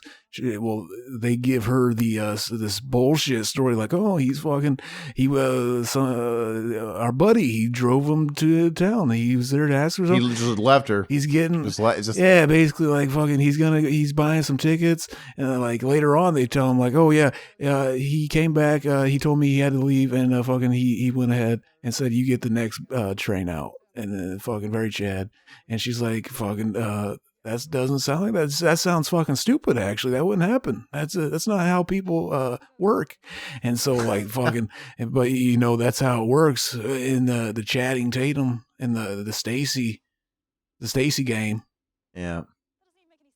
Anyway, incest. Yeah, incest. Yeah, and U-Turn, Jennifer Lopez. Don't. We know it makes it movies better. Like, But I will I'm objectively say, right. a lot of the movies where there is incest, I don't really know how graphic the sex scenes are. Like maybe some of them maybe dodge it a little bit, right? Like if you're, I'm trying to think of the movies on your list. In U-Turn, you actually see Nick Nolte like pounding Jennifer Lopez from behind. I mean, I guess it could have been doggy. It kind of looks like he's getting her in the ass, and he's like kind of grunting and sweating, and it's pretty raunchy, I'd say. And I think, to be fair, I don't know if he's like calling her by her mother's name as he fucks her. So they have this sexual relationship, but I think Listen to you bringing out these low IQ fucking mega blockbuster movies when I could say a terrific film that no one knows, Pink Flamingos, has a scene where Divine sucks the cock of the character playing her son. Very Chad. I would argue more people talk about Pink Flamingos and movies like Angel Heart than U-Turn. I mean, that's kind of a forgotten Oliver Stone. That wasn't a good way to bring it up on my part, because that movie that shat out and people forgot about it right quick. So the analogy was not up to par. What, Pink Flamingos? It was just fucking U-Turn was just a one viewing, and you forget about it. Yeah, U-Turn it's Oliver Stone, but it's kind of like, oh, that's not the one you think of. More like Oliver Stoned when he made that film, that picture. Oliver Stone had a lot of. Did you actually see the movie though? I haven't. I liked it, but yeah, it's a movie that's forgotten about. And Oliver Stone had a string of those movies after fucking Natural Born Killers and shit like that. And Larry Flint, he had. He didn't do Larry Flint. That was the guy that did Man on the Moon. Oh yeah, you're right. Yeah, he didn't do Chad film. He did that W movie. I never saw that. But anyway,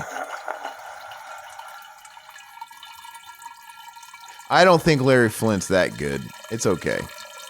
People were asleep. That's a 9 out of 10, at least. It's a good movie. Oh yeah, and that explains why what's her fucking face is in both movies, Courtney Love. Because why would you fucking hire her? Because she's amazing. Hole. Okay. Out of context, he just says hole as he's pissing. No, you don't know that great record by Hole? I was trying to think. Celebrity Skin? Celebrity Skin, I know. Yeah, I couldn't think of a record by Hole. Now make me over. I was watching, I hope he's not listening. When I went back home to Missouri, a good friend of mine, one of my best friends, he was having a show.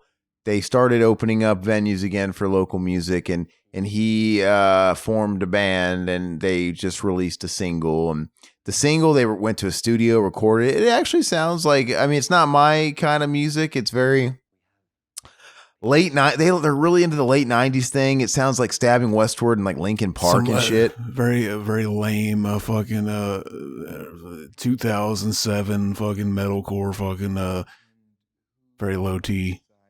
But I went out of support anyway. I went to the show, and one of the opening bands played a whole cover. They played that song. I'm like, oh, that's why I'm segging into that. But it was terrible. But anyway, you ever been to a show supporting a friend and the show goes fucking terrible? Like, what do you say? Like, it's not good. So he was looking forward to the show, and he's been working on it for a couple of months, and he's always been able to like talk about it, and he's been putting his heart and soul into it. And I even came into town and I went to this fucking show. I took the lady to the show, and man, it was bad. It was really embarrassing, and the audience wasn't feeling it. It was they did bad. Well, it turned out to be one of those shows where you can kind of tell everybody that was there knew somebody on one of the bands on the bill. Like, who knows how much revenue was actually going to these bands, you know? It's like they're probably all on the list. Yeah. But anyway, it already started bad because he told, I'm there to see my family, and I'm trying to carve out time for that. And, and Eva doesn't give a shit about that stuff, but she came to support and whatever, and I convinced her to come. And anyway, we go to the show. His band was supposed to hit the stage at 9, and they were going to play for 45 minutes or so. So I figure, okay, well, we can be back home to my grandparents' house by 10:30. Not a huge deal because that's not really her scene.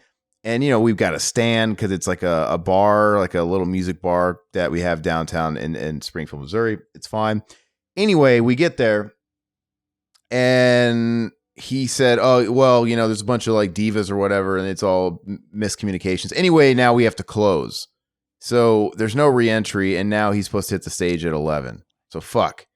And so we're standing around, listening to shitty bands open the show, and he doesn't even go on at 11. He goes on 11:30, and them setting up, it was all going wrong. It's just they were relying way too much on digital shit, backing tracks. Like it's like I said, it's like Stabbing Westward to Linkin Park shit. So they have keyboards or a key player in the music, but they don't have a keyboard player. Everything's to track. They're playing to a track, which is kind of shit. But anyway, the tracks kept failing. They kept ditching the tracks, and they're even doing those like detuners. Like they're all using like fractals and shit, right? Digital modulation amps. So they're not even like using real tube amps, and they don't even really tune their guitars now. They use the drop pedals, right?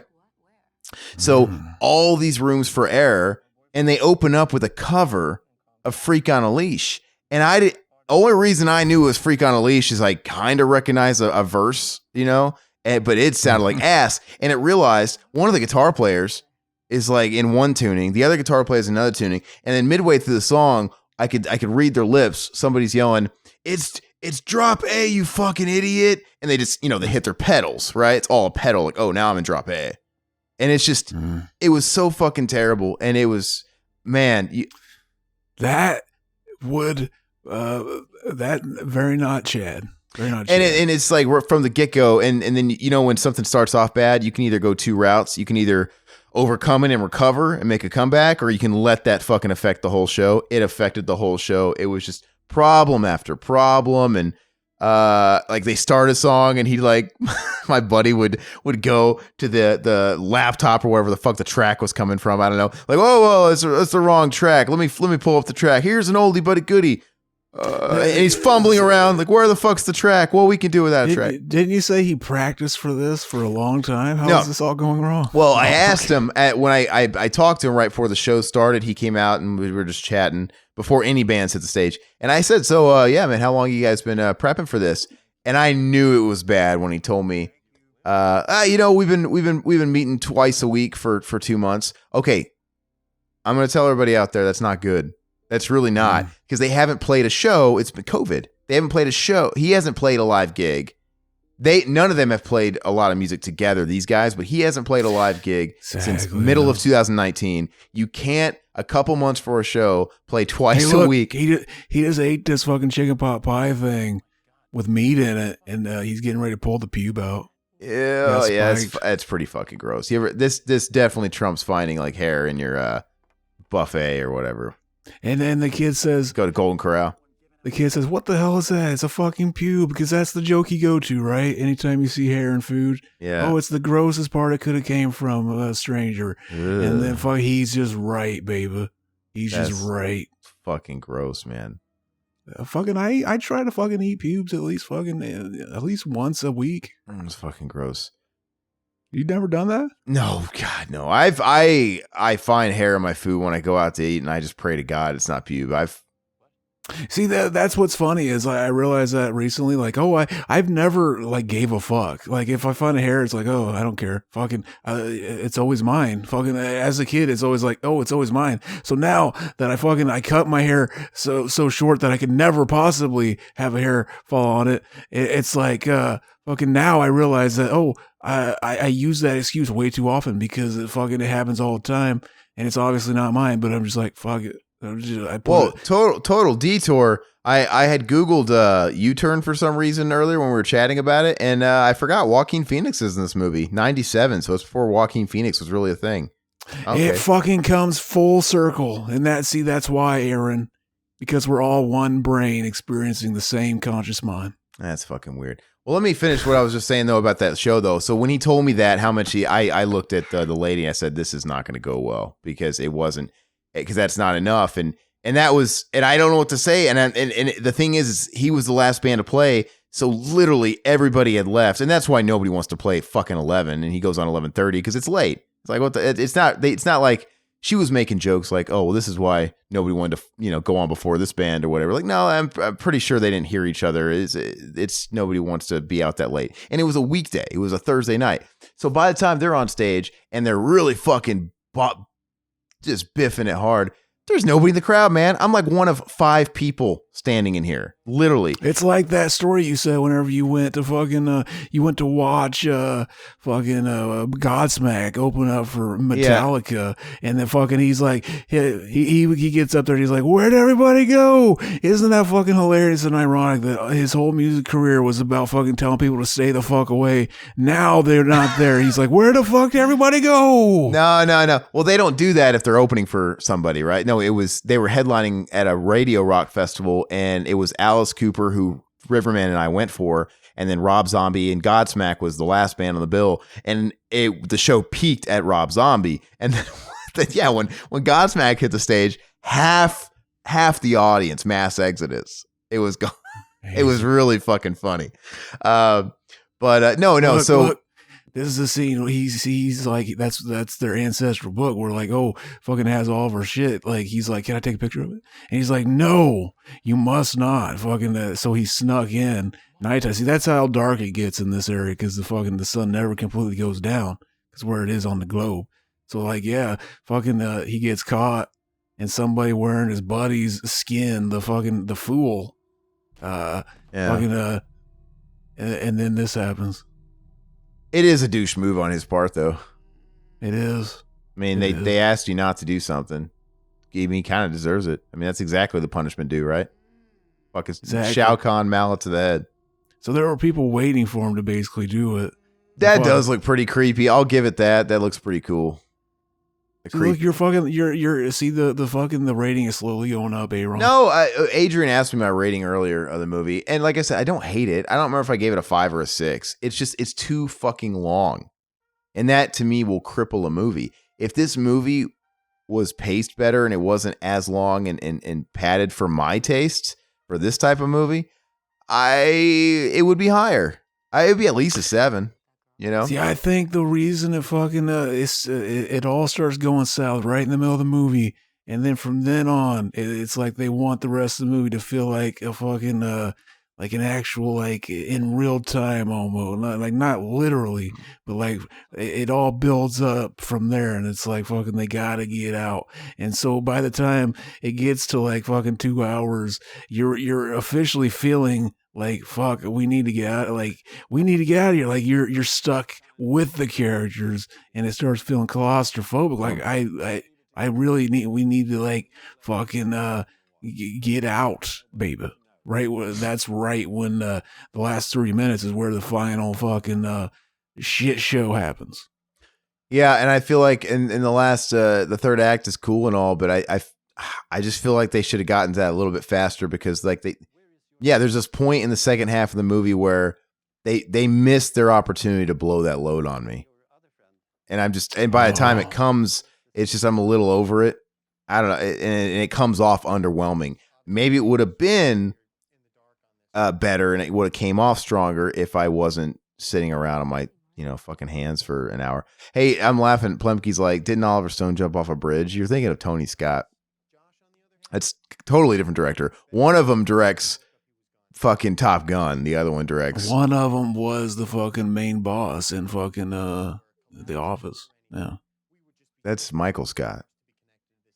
Yeah, that's what you said. Tony Scott, Ridley Scott's brother. He directed Days of Thunder and Todd's favorite movie, fucking, Highway to the Danger Zone, Top Gun. Yeah, so totally different than Oliver Stone. But no, but have you ever been in this situation, Zach? So the lady, she wasn't having a good time, and she really didn't want to go to begin with. And now we went from standing on our feet in a smoky bar for an hour and a half to now like 5.5 hours. And so she's already upset, and she's just giving the bitch face. And so she was like, can we please go? And I'm like, I can't. It'd be one thing if they were rocking the house and me kind of wave at them from stage, like, okay, after a few songs and dip out. But now that they've been clearly doing fucking terrible and it's just falling apart. And there's only 5 people out here and he's looking straight at, I can't walk out. Like that's that. It's too obvious. And she was going for the throat. She's like, you need to tell him how fucking terrible this was. I'm like, he knows. Trust me, I don't have to bring it up. Like, you think they don't know how bad? You don't think they don't know what's going on right now? Like, of course they do.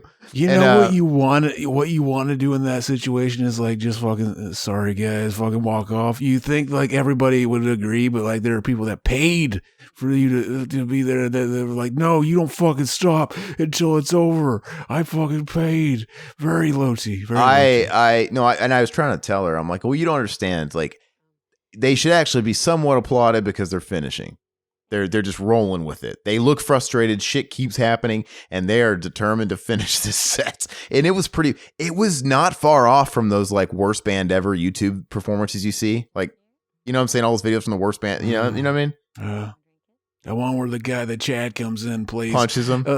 He plays the perfect fucking solo badly, but that's just how it was recorded. Like, you can't blame him. And then the asshole fucking very low T unchad fucking vocalist comes up and just knocks him out. And it's like fucking very, very mean. Very mean. Yeah, like that video or all those YouTubes where it's like just somebody recording the quote unquote worst band ever, whatever worst band that is, they find it was like that, except it didn't come to a halt. They kept it moving. They just kept it moving. And so I said, you know what, to a degree that should be respected. And yeah, she wanted me to go for the jugular. And he came out and say goodbye after the show. And I didn't say anything. I was just like, but I was trying to avoid, I don't want to lie either. Like, hey man, great show. I'm not going to patronize somebody, but I'm like, hey man, thanks for inviting me. You say something neutral like that. Like, I'm glad I got to come out. And, you know, he acknowledged it, of course. Like, and then he was on social media the next day and he put into a bit of a metaphor. He was like, you know, one time I was obsessed with golfing. And but I wasn't very good at it, but I had a lot of fun with it. And one time I went out to this course by myself, and I got paired with these couple of guys who were really good. And you know, they were pretty straight with me. This one guy, he told me, you know what, you would have a lot more fun if you were good at this. He was kind of blunt. And so he says, you need to go spend more time at the range, then come back to the course. Basically, you're slowing us down. Get the fuck off the course. And he said, last night, that was basically me jump into the course without spending enough time on the range. Like, we weren't rehearsed. I mean, that was the chief problem is, yeah, you guys weren't rehearsed, but there were other problems too. Dude, fucking guitar players in 2 different tunings. The drummer was like at a different gig. It was one of those shows. Like, what the fuck is this drummer playing? And so you find yourself like the guitar's leading the band because the drummer doesn't know what the fuck he's doing. And then in the second or third song, they switch. Like, well, the guitar player is going to play drums on this one. It's like, is it because he fucking doesn't know where he is? And it was a shit show. And then after that, the drummer. It might have been because like backing tracks fucking up because the drummer has to play along with a click if they have all that. shit. I saw the guitar player. Yeah, like in Eva, she doesn't get all the stuff. But I was reading one of the guitar player's lips, and I could see him mouthing, "There's no fucking click." There's no fucking click. And I'm sure that's what the drummer was telling him. And honestly, I get it. A lot of people play at clicks, but I was trying to explain what a click was to her. That's what you gotta do if there's like fucking like stuff in that, like, oh, there's shit playing. There's no keyboards in the band, but there's keyboard playing. And so like, yeah. And I was trying to explain this to her, but there was just too many moving parts. There was one band on the bill, this local band, that actually was good. They were really tight. Not the most original band in the world. Like, they sounded a lot like, Corrosion of Conformity, kind of like Southern stoner sludge, which I like. But, you know, you hear a lot of those songs and I'm like, I really like this, but I've heard this riff before in these bands they sound like. I've kind of heard this before. I've heard this hook before. But whatever, they were simple. They were guitar, bass, drum, vocal. Nothing to fuck up. And they were tight and they were rehearsed. These guys had, you know, modulation going, drop fucking pedals and fucking backing tracks and just it was terrible. But, you know, he owned it. Respect there too. Good on him. Hell yeah. Have you ever played a show with Mac when you guys played back then? You just had a terrible show. Because I was telling her, like, that's also kind of part of it. You should be prepared. But you know, all the greatest bands in the world have had bad shows. It's just like early on. You know, we were talking about the Table himself. Metallica's first show, Lars Ulrich came out and they were literally playing an intro that wasn't guitars. And I guess I don't know if it was because he was stupid, but they were being hard-headed. He wanted to throw a song in the set, but he started playing a completely different song, the drum beat to a different song after the guitar was leading or whatever. And I guess after the show, James Hetfield punched him right in the stomach, and just knocked him out because, I mean, shit happens, but I don't know, rehearse. But what a fucking table punching people in the stomach. Well, the table's about like fucking 6'1" or 6'2", and the fucking Lars Ulrich's about 5'4", so I pulled my big cock out and laid on that fucking table. Like, so what was the worst gig you and Mac ever had? How many gigs did you guys really play? Oh fuck! I don't know. Fuck. There was this band that was called like the Crimson Armada or something like that. That was like the first time we played with kind of a big band that like had a video out and stuff. And like fucking like I don't remember like the venue that booked them. Like they fucking there was literally they just didn't get enough tickets. They didn't sell enough tickets. So it was like fucking, there's literally like fucking 20 people in the crowd watching us. And like not many more people after that.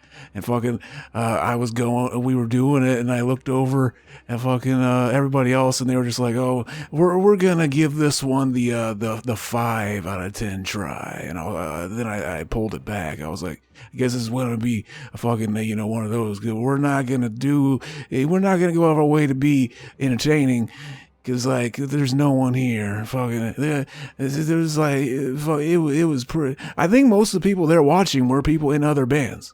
Like there was basically no actual audience there. Yeah, and that's the vibe we had at this one show. It wasn't. It was the other bands because there's 3 bands in the bill, but it was like their entourage, their like their wives, and it was one of those fucking deals. And it was so funny because my buddy, his wife didn't even show up. And I was like, at first I'm like, oh, that kind of sucks for him. But I'm like, man, he probably glad his fucking wife didn't come to this shit. But yeah, that's how they go. But I remember I was trying to make him feel better because like I let him address it before I did. And he's like, yeah, that was a little rough. And he was kind of putting it mildly. And I just kind of said something of encouragement, like, well, what happens to the best of them. And I brought up, I was like, dude, I saw Deftones. I told him I saw Deftones one time, and it was just nothing but technical difficulty. You couldn't.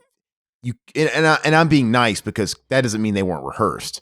Deftones was probably rehearsed, unlike them, but technical difficulties happen, man. You couldn't hear a fucking thing, and I remember Chino was super fucking pissed, throwing mics left and right. It sounded whatever, but yeah, I was going somewhere with the Deftones. I don't know where I was going with that, but it was the worst show I've ever seen, and I've seen a lot of local bands, big bands, and I have to say that's the most I've ever seen somebody eat it, and it was up there with those. It should have been a YouTube video. And you know what? She was trying to tell me to take a video of it. I'm like, I can't. There's like 5 people in this room, and I can't now. Halfway through the set, that's clearly going fucking disastrous. Pull out my phone. That looks bad, right? He would immediately know, like, oh, this is going on in one of those worst fucking band plays compilations. But it's one thing if you're like going to see your buddy's band and you pull out your phone when they're starting the set, like, oh, I'm gonna take a video of this, but you can't do it halfway through a fucking abortion of a set. Like, okay, I'm gonna pull out my phone now. Like, what the fuck is this guy doing? Exactly. Well, he wants to remember this. Okay, so so he's drinking. You know what? Is that the period shit? They give him the period shit either earlier or they do it later.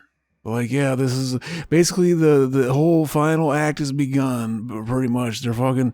This is all leading up to like they're grooming them to do the shit they want. Fucking, so they're getting them both drugged, and that's the only reason she wins this May Queen thing.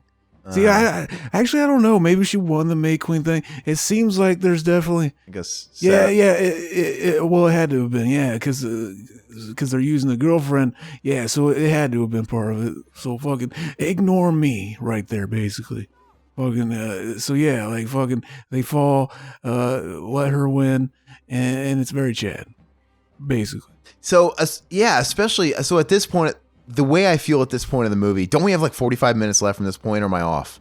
41 minutes. Yeah, that feels ridiculous. I feel like, I don't know. I feel like we should be winding down with like 20 minutes. We should be starting the real meat of the third act, and we should be starting all that exciting shit now, is what I'm saying. It seems like he doesn't want it to feel like it resembles a 3-act structure at all. Okay, I get what you're laying down here. I get it. But what I'm saying is I feel like they need to start hitting us with some of that explosive fucking climax shit. And it's just from here. This is them where climax juices, them fucking them end movie cummies. This is where the lull really starts. To me. It's this one, like this next 20 minutes. I think what you're referring to is the moment where you start fucking feeling like you got to get out of this place. I think that was part of it. I think it's fucking the way it's paced the way it is. But that doesn't. Why would anybody I want them to also feel like they want to walk out of the theater as much as she wants to walk out of this cult. That would be the fucking 8,000 IQ take. That'd be like the 8 head take. Basically, but the difference is like there's nothing that's stopping me from walking out of a theater. I'm not trapped like her. Well, I guess I am with this podcast. I am trapped. Oh fuck! It's hit me now. Fucking, I am trapped. Entrapped. I want to get out of this fucking commentary and I can't. Fucking. I now relate to her. Fucking look, they're doing the spirit hands, spirit fingers or whatever from fucking that Bring It On movie. Jazz hands or whatever the fuck. Exactly. Spirit fingers. All right, let's see. What if Kirsten Dunst was in this movie? What if Kirsten Dunst was in any movie these days? What the fuck has she been up to? Kirsten Dunst. Did she retire? They need to make a Dunstan Checks In sequel and have Kirsten Dunst hanging out with the fucking monkey. Mendoza says he would like to think that she won the May Queen dance. Like, I guess legit. She started doing like low budget artsy movies. Fucking Lars Van Trier ticket. Magnolia and she was doing that stuff for a while. Like Perks of Being a Wallflower. That shit's kind of old now. And Magnolia, but yeah, she hasn't been in a movie in a long time. I don't know what the fuck happened to her. Perks of Kirsten Dunst was in that movie. Or no, am I thinking? Yeah, it wasn't. Or Virgin Suicides. I'm sorry, that's what I'm thinking. My bad. I'm talking even more like fucking arts, fucking like Magnolia, Melancholia, Melancholia. Fuck, Melancholia is what I meant. My bad. We're at the premiere of the fucking Lars Van Trier did some awkward interview where he fucking called himself a Nazi, like in jest, like fucking something like that. They were. It was like it was really weird. It fucking you just gotta watch it, and then they banned him from the Cannes Film Festival or something. What's your like? It's funny because Kirsten Dunst is sitting right next to him, and she looks at him and kind of like smiles, like, "What the fuck? Where are you going with it?" And then like, it's one of those just awkward things where he tries to put like a funny book in. He's like, "Oh, basically, I'm a Nazi" or something. It was weird. Very Chad though. That's what you do. What's your opinion on the Lars von Trier? Why hasn't he teamed up with A24? He seems like he's just built for this kind of fucking shit. He's even more artsy than that, man. I don't think he's got a very good batting average. Which ones did you see it out, guy? The Shia LaBeouf big cock one. I think most people hate that one. I think that's his most like pretentious. I've always wanted to watch the Willem Dafoe. Why can't I think of it? Antichrist. But everyone says that one sucks. I guess I should watch. Most people love that movie. The people I guess that I know. Did you say it's some people have told me in my circle that it sucks. Yeah, that's one I want to rewatch. I've rewatched it like fucking like 3 times, and every time I'm just like, this just seems a little too melancholy for me. Like fucking just like hopeless. Like, I don't know. Like I usually like movies like that, but it just felt too much like it. Fucking my buddy Randall Plunkett, filmmaker. So he likes. We like a lot of the same movies, but also he likes a lot of movies I don't. Like he goes way artsy. Like usually if there's something really super artistic that I think is just a bit much and I don't like it, I could bet dollars to donuts he's going to fucking love it. And I asked him about that movie and he did. I don't even think he liked Antichrist. So I'm like, oh, well, it must be bad. But I don't fucking know. Which, by the way, movie that he... What's that? Go ahead. Did you ever watch the movie I'm Thinking of Ending Things on Netflix? What's it called? I'm Thinking of Ending Things. I'm Thinking of Ending Things. No, what is it? That's a movie that you would totally fucking hate.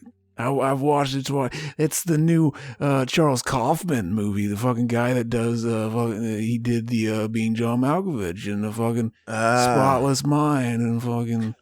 Anomalisa. I don't hate artsy movies, but some of them go too far. Some of them is just like, okay, this one's not clicking with me. And it's not because this one's artsy that I don't like it. It's not. See, it's just because that movie is kind of genius in that it feels like this is one of those movies that people are going to hate for being artsy, but then whenever you know the plot, it's like, no, it's not like that at all. It's just fucking, it's kind of genius in a way. Very Chad. Yeah.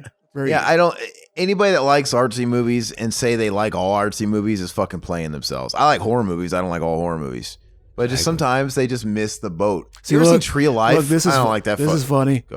He makes a loud sound and it fucks with him because he's high as fuck. People were laughing at that in the theater. And he knew that. Very Chad. And he was doing that. Yeah. Why'd you do that? Did you ever see Tree of Life, that Aronofsky movie? I did. It was too much for me. It's basically just like, I thought of it like, oh, there's no narrative going on. No. I meant The Fountain. I'm sorry. The Fountain. Fuck. The Fountain wasn't that like a lot like Tree of Life? Tree of Life is fucking worse. I was lost on The Fountain, but like Tree of Life, I thought while I was watching, I was like, this is basically just a screensaver movie. Basically, yeah, sorry. My PC is going to sleep, and this is the screensaver playing. There's no Terrence Malick became fucking that on crack. He's probably like, you know, Lars von Trier. He's probably worse than Lars von Trier. Terrence Malick, I can't take, and I get a lot of people want to suck that dude's dick, man. The people that are quote unquote. I wouldn't say he's that far. Lars von Trier, like his movies, like there's a fucking narrative going on. It's not just a collection of like scenes. Screensaver shit, yeah. Tree of Life, if there's some deep artistic meaning, only he gets it. It's not really, you know, I get when you're artistic, I think that narrows your audience. You know, it's for a certain type of person, but he's so artistic to a point where this is just for him. So artistic that he's autistic. But yeah, I was getting it mixed up. But The Fountain, though, that Aronofsky movie, he's got Artsburgers. I don't like the Fountain was fucking confusing as fuck. I'm like, this is just too much for me, man. I don't like this. And I like Aronofsky, but I don't know if I like all his movies. Like, I like Black Swan. I love The fucking Wrestler, which is a little bit more vanilla compared to fucking The Fountain. Or I didn't even see that Ma movie or whatever it was. Exactly. Yeah, fucking don't bother with that. I love Black Swan and like The Wrestler. I really like Black Swan and fucking love The Wrestler. But I want to watch. I've only seen Black Swan once, to be fair, so I want to watch it again. But to me, that doesn't go too far. There's like, that one's kind of tripped out and whatever, and that one's good. The Wrestler is pretty vanilla, which it really works really well for that. But yeah, I don't know. People can probably consider more like a lot of what's his name, David Lynch's stuff, like Eraserhead is very like that. Like by the time he's doing Mulholland Drive, it's like he's with a big studio, so that of course they're gonna be like, you got to put some fucking narrative in there that we can tell. But Mulholland Drive isn't exactly a fucking mainstream movie. It's like, it's fucking tripped out too.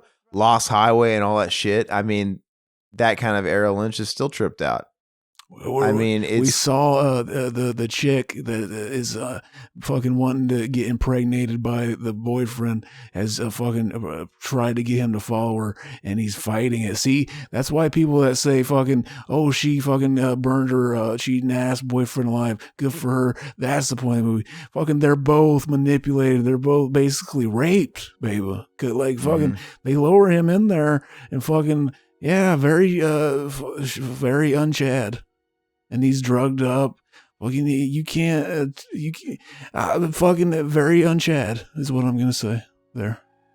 So I watched this movie with the lady, and she absolutely fucking hates, she can't take any artistic types of movies, right? She has no level of tolerance for it. You know, I guess you'd call her more of a casual movie watcher. I have a tolerance for it. Like I said, I just have to like the subject matter.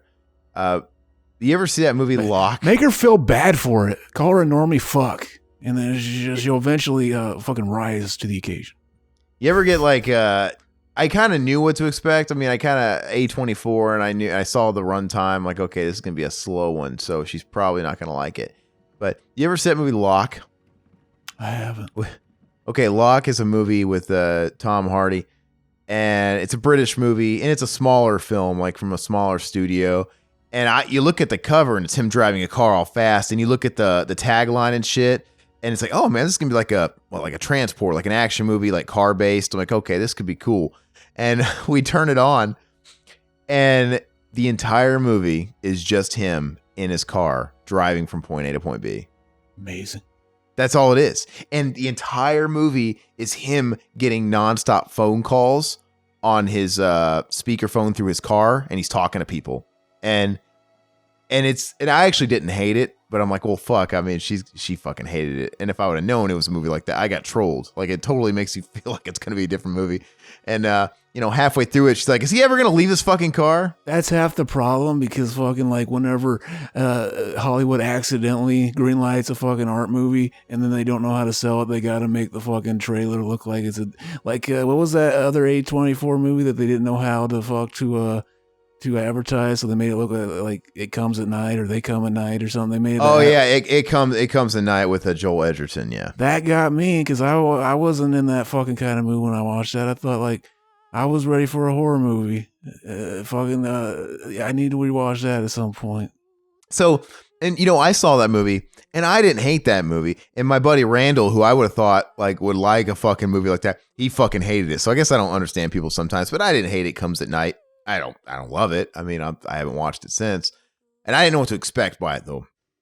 I didn't go into it. I don't remember I don't remember any trailers or anything like that. I just kind of saw it in passing all the time, like on the streaming services. You know what else only comes at night? What? Me, baby. Your fucking uncle. Okay, my flashlight comes in your bedroom. My flashlight. Hell yes. Yeah, I make that shit come. But no shit, man. This movie Lock, though. If he's got long bangs, that's the same motherfucker from the second Three Ninja movie. Okay. That's doing the tournament. He's judging that shit. Remember that shit? Yeah. Have you guys done all the Three Ninja movies commentaries? Oh, he's dozing. He's dazed. Fucking, he got that good shit. Fucking, they just basically this is just skinny fucking Seth Rogen right here. I thought it was like Chris Pratt wannabe dime store Chris Pratt. It's Chris Pracken. Hey, did you guys do both Knuckle Up and Kickback? We haven't done Knuckle Up yet. It's the fucking worst in the series. The worst one? Exactly. Do you like Mega Mountain better than Knuckle Up? Oh yeah, that exists too. Maybe it's not the worst in the series. You guys did that one. Yeah. Knuckle Up, that's fucking... Oh, and let's protect an Indian reservation? I'm already out. I'm already not invested in this. Fucking the Mega Mountain one, that was the first Magazine drunken comedy. That was the first time I ever got drunk. Documented. Oh, that's when right. I fall to dip. In Knuckle Up, that's basically the extent of it, though, right? Like some like Indian reservation people they meet, their land is gonna get like bulldozed and bought like by some right some corporate. Isn't that fucking dumb shit? Yeah, it has such a generic feel to it, like a straight to fucking like video like sequel. And like every time I think of that movie, there's literally two shots in the movie that I remember. Like you always have like those kind of key things you remember, but in this movie, it's not even scenes. It's just like two images, like two shots from the movie, like just screen grabs. But like, yeah, this is where they get him to have sex. They get him to have sex with the chick here. Yeah, and I mean, she's kind of like plain, but she's the best looking chick there. They just got those Amish vibes, like there's no makeup and shit. That's a dick. Right. That's a dick right there. Now, I heard a lot of people fucking mentioning, like on their back whenever I watched this movie, and like they were mentioning on their Letterboxd reviews and stuff, like, wow, the theater I was in, there was like chicks in front of me that laughed at his penis and like were fucking mocking it for being small. Here in a minute, whenever he gets up and he runs out, and fucking, it's like that's very sexist. Fucking, if that was a chick, you wouldn't be fucking doing that. Very low. What's the other thing? Not the T. Very low S. Very low Estrogen. S. Gosh, you're seeming kind of sus with your fucking your shit here. Yeah. Hey, so let's see, Mendoza. Oh yeah, Under the Skin. I think that was an A21 movie. Did you see Under the Skin? That wasn't my cup of tea. I want to rewatch that. I bought that. It was $5. I mean, you get to see Scarlett Johansson full vag and everything, which is pretty rad, but the movie, man, it just and that one's not like confusing or anything.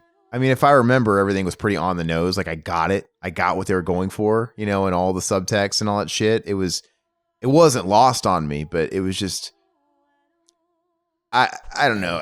I've seen worse, but it wasn't necessarily for me. And Randall, yes, Randall loved that fucking movie. He loves it. He's asking, would Randall ever do a live commentary? You know, Randall's super fucking busy. I think he would do it. It's hard enough getting him on the phone to talk about our own business sometimes. Like usually when we like schedule just a phone call, a correspondence, we have to reschedule it about 4 times. So I can imagine if we did that for a commentary, I mean, like, good luck getting him, you know, he'd reschedule a million times. And he's in Europe, so we'd have to do it really early. Look at him. I mean, he's just fucking her while he's, what is the older woman doing? She's moaning, like coaching him. I mean, that's kind of hot. I mean, maybe not some of those old grandmas doing it, but that'd be kind of hot. See, I want this incest fucking water-headed idiot to come and start doing it, fucking spreading its pussy and like licking his fucking. I would come so quick. Yeah, that's funny.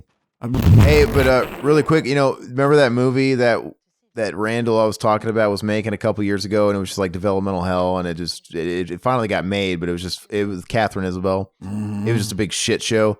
So it came out. Well, he made it, and I went to Ireland, and I did some like voiceover shit, just fun stuff, but nothing that's major. Anyway, and I watched the movie. He sent me like an advanced, like rough cut of it, like a long ass time ago. So it's uncircumcised. In my opinion, I felt. Not like my buddy, I almost doxed him. Not like my buddy with the concert where it was like that bad, but I could see. It wasn't bad, but you could see like, oh yeah, all these things you're talking about, you can see it's coming through in the editing. Like it's just, I could see where you're trying to save it, right? Yeah. But see, anyway, look, and I could see they pretend like, oh, you're not supposed to see that, but they fucking brought her here right here to see it because it fucking it sends the last little point of their fucking plan, baby. She gotta fucking be angry she gotta be angry at her boyfriend because he cheated on her, and that's not good. That's not good. I just all of a sudden want to talk like William Hung. Remember that? Remember that guy? Yeah, William Hung. Oh, yeah, I just went down the rabbit hole with William Hung, and I was watching his old appearance on Howard Stern. It was really fucking funny. Look at this, though. She sees him getting she's cucked right here. William Hung was so wholesome. I wonder what he's doing now. You think he's really hung like a fucking horse, like they say?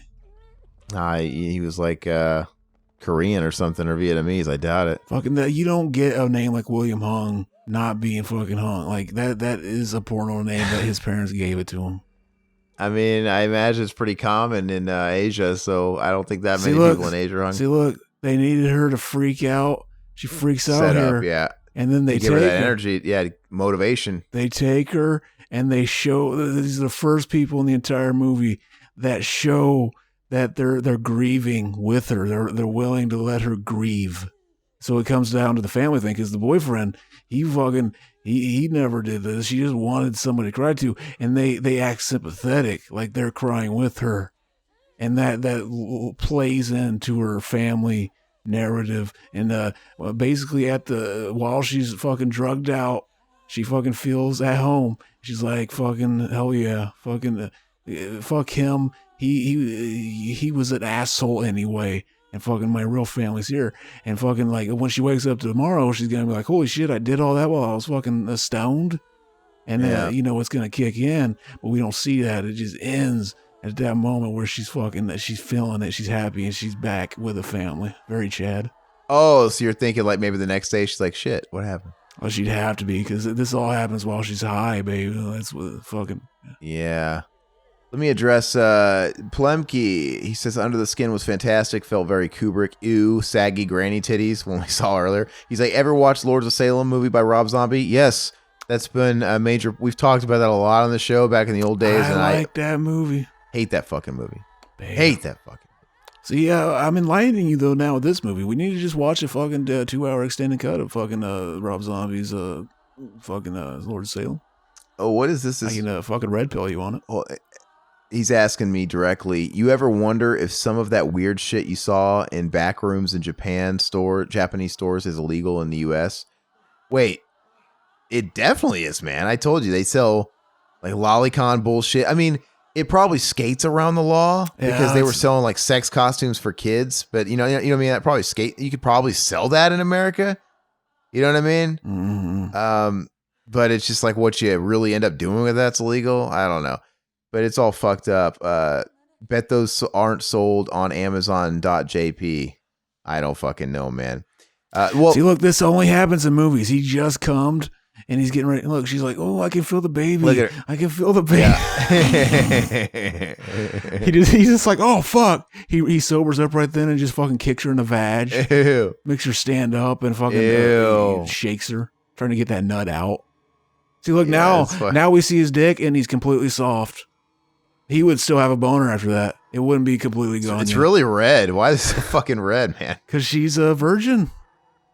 Oh, maybe you're right. Fucking, he's got the, but yeah, there were chicks in the fucking audience apparently for people mocking him for. It's like he doesn't have a boner now. He's a grower, not a fucking shower. Apparently, he was supposed to be giving back his robes after he does this. This wasn't in the script that he was gonna go full nude, but the actor, he had just watched Last House on the Left, and he thought like that would add to the movie because like, oh, they strip them and make them they fucking humiliate them. Hey, whose foot do you think that is? The guy with the black hair? Hell yes. You think that's whose foot that is? The guy with the dark hair. You know the guy I'm talking about. The guy with the dark hair. That guy. There's no other way. That makes you feel more vulnerable for the character because, like, fucking, you know, they humiliate them, like, in the movie, like, the old rape revenge movies, like, there was always like that. They fucking strip them, humiliate them. Fucking, it makes you feel more for the character. Even Ari Aster, though, he was using that to his advantage there because, like, you know, he's the only black guy in the movie, right? If that was a white person's foot sticking out of the dirt like that, you would ask yourself, well, who is that? But since it was the only black guy in the movie, you see the black guy's foot. It points it out pretty clearly, right? Exactly. So, hey, I was gonna say really quick before I forget about it. That movie that I was talking about that was made. So I don't know if there's like if the final edit got better or something, but he finally sold it, and it's been winning a lot of little film festivals throughout Europe. So I'm like, I guess some people like it. It came off a little artsy for my taste, but I guess I have to rewatch it. And I guess he bought it, and it's getting distributed in the U.S. So I don't know. Maybe when that actually happens in the next couple months, I'll let everybody know if you guys want to watch it and give your honest feedback of it. But I want to watch it again. I'm a harsh critic, but that's a cool image. Yeah, it is cool. All I know is if that movie does well, we'll have a better shot of making the movie I wrote with them. So maybe I should start pimping it once it actually comes out stateside. He just blew some magical dust in his face. Now he's out for the count. This is this is leading up to the final scene, baby.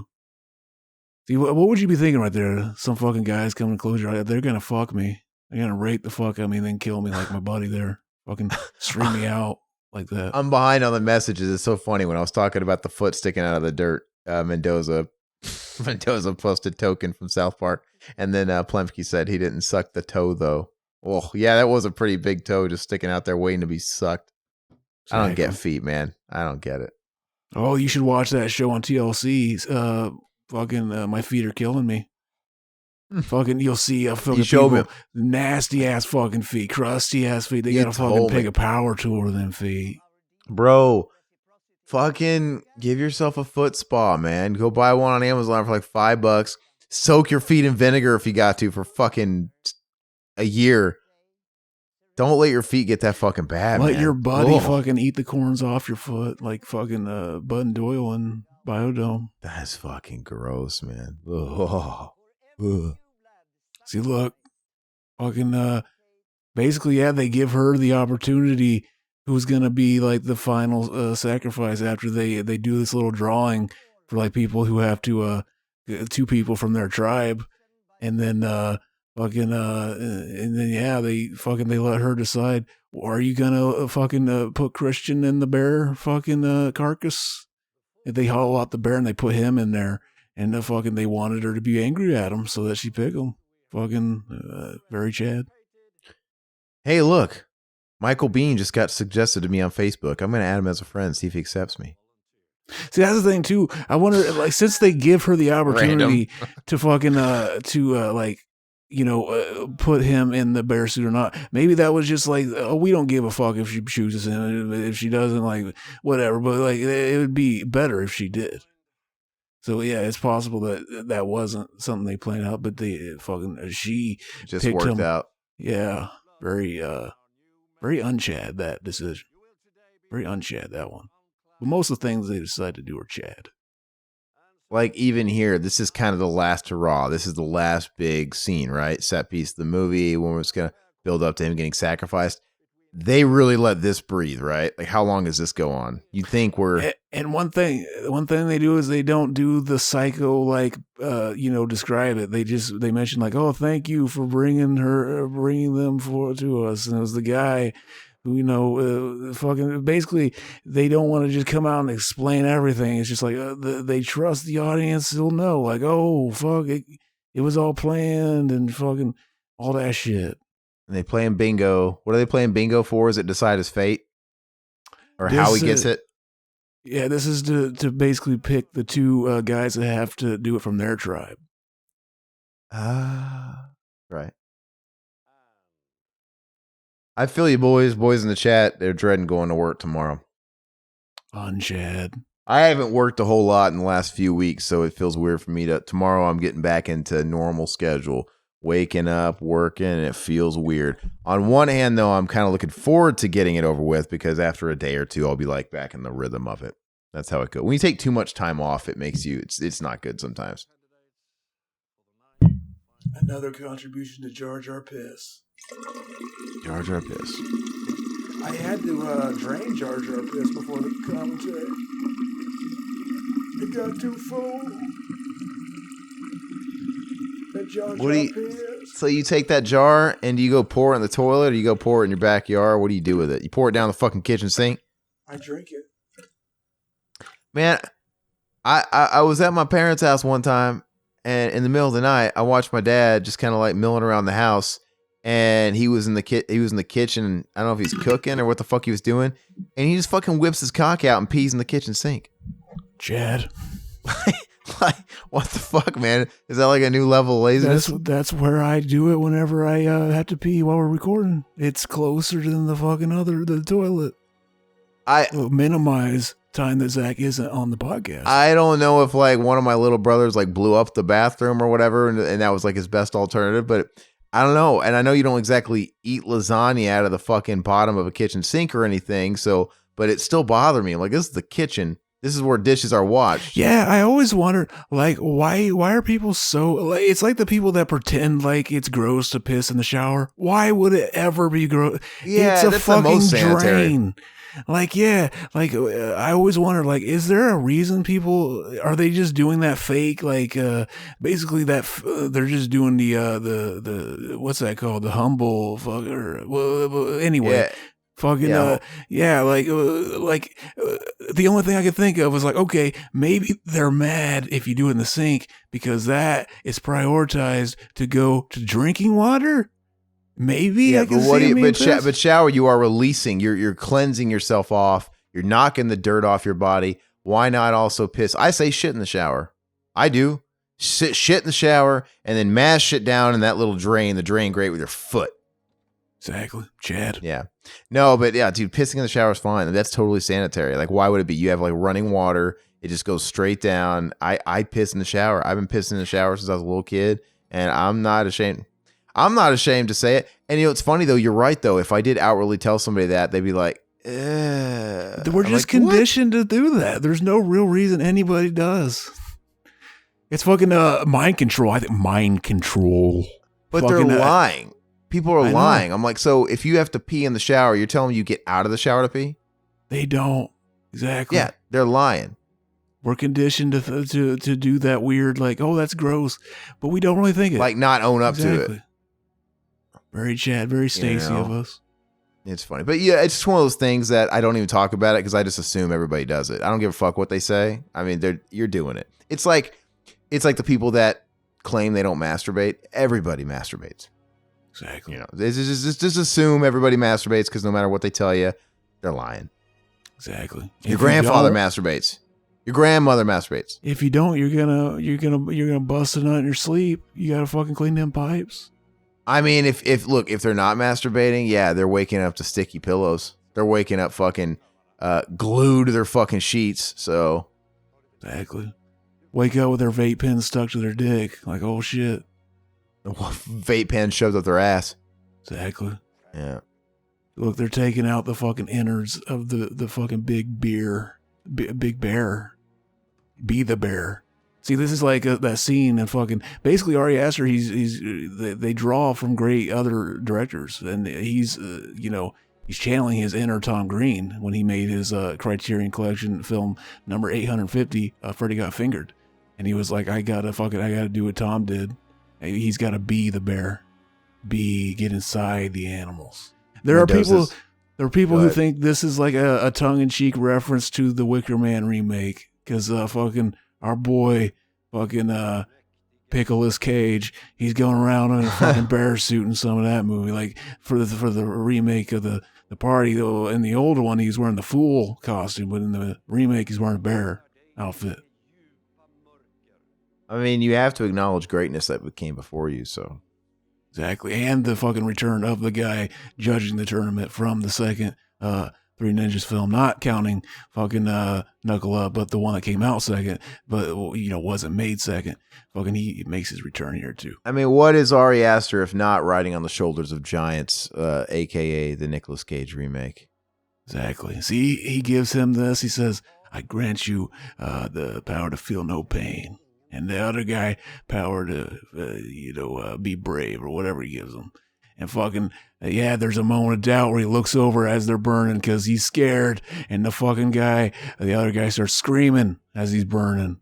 Fucking beautiful. Oh, the guy that was given no pain, he does hurt? Exactly. That's what I was mentioning that. Is that the same realization? Like when he noticed that his buddy was fucking screaming, did he have the same realization that the old man did right before he jumped and fucking the botched suicide, fucked up his jump and fucking got his fucking destroyed his feetsies, his little toesies. Yeah. I mean, and this shit's all cool. I just, like I said, I wish we would have gotten all this stuff a little sooner. No, you wish it was fucking told to you at the end in a nice little package, Aaron. I could really go for some MCU formula. Exactly. You wanted the same fucking guy from Psycho that explains the ending of that to come in and say, well, you see what happened? Yeah, exactly. Well, here's the whole story, basically, in case you're a retard. Exactly. Okay, sorry. An artard. I don't know. That it is. That's the way Psycho makes you feel, though. Very Chad. You gotta love a movie that makes you feel fucking mentally handicapped. That is what we're all looking for as movie critics. That's all fucking, what's his name? Ebert and Roper were looking for. Fucking, that's why he was so pissed off at the fucking, the Alien originally. Fucking, even went so far as to fucking have the original review scrubbed. Where you can't find it in like fucking archival fucking Chicago Sun-Times. Wait. Tell me the story. What now? He fucking hated Alien. He panned the fuck out of that movie. Which one? The original Alien. Oh, you mean Siskel? Roger Ebert. Ebert has the worst. Yeah, he had the worst fucking taste in music. Fuck. Movies. And I'm sure he fucking liked the Bee Gees or something too. Yeah, movies. That's what I meant to say. I like the Bee Gees. What are you thinking right now if you're in this guy's predicament right now? By the way, apparently that might be a thing. They named him Christian because they're the pagans and they're burning the Christian at the end of the movie. Fucking the 5-head take. See, look. Exactly, Plemke. Ebert loved The Phantom Menace and Cop and a Half. Here it is. I don't understand this man. He crying, man. He feel the pain. And then they all start asping out. They start fucking autistic screeching.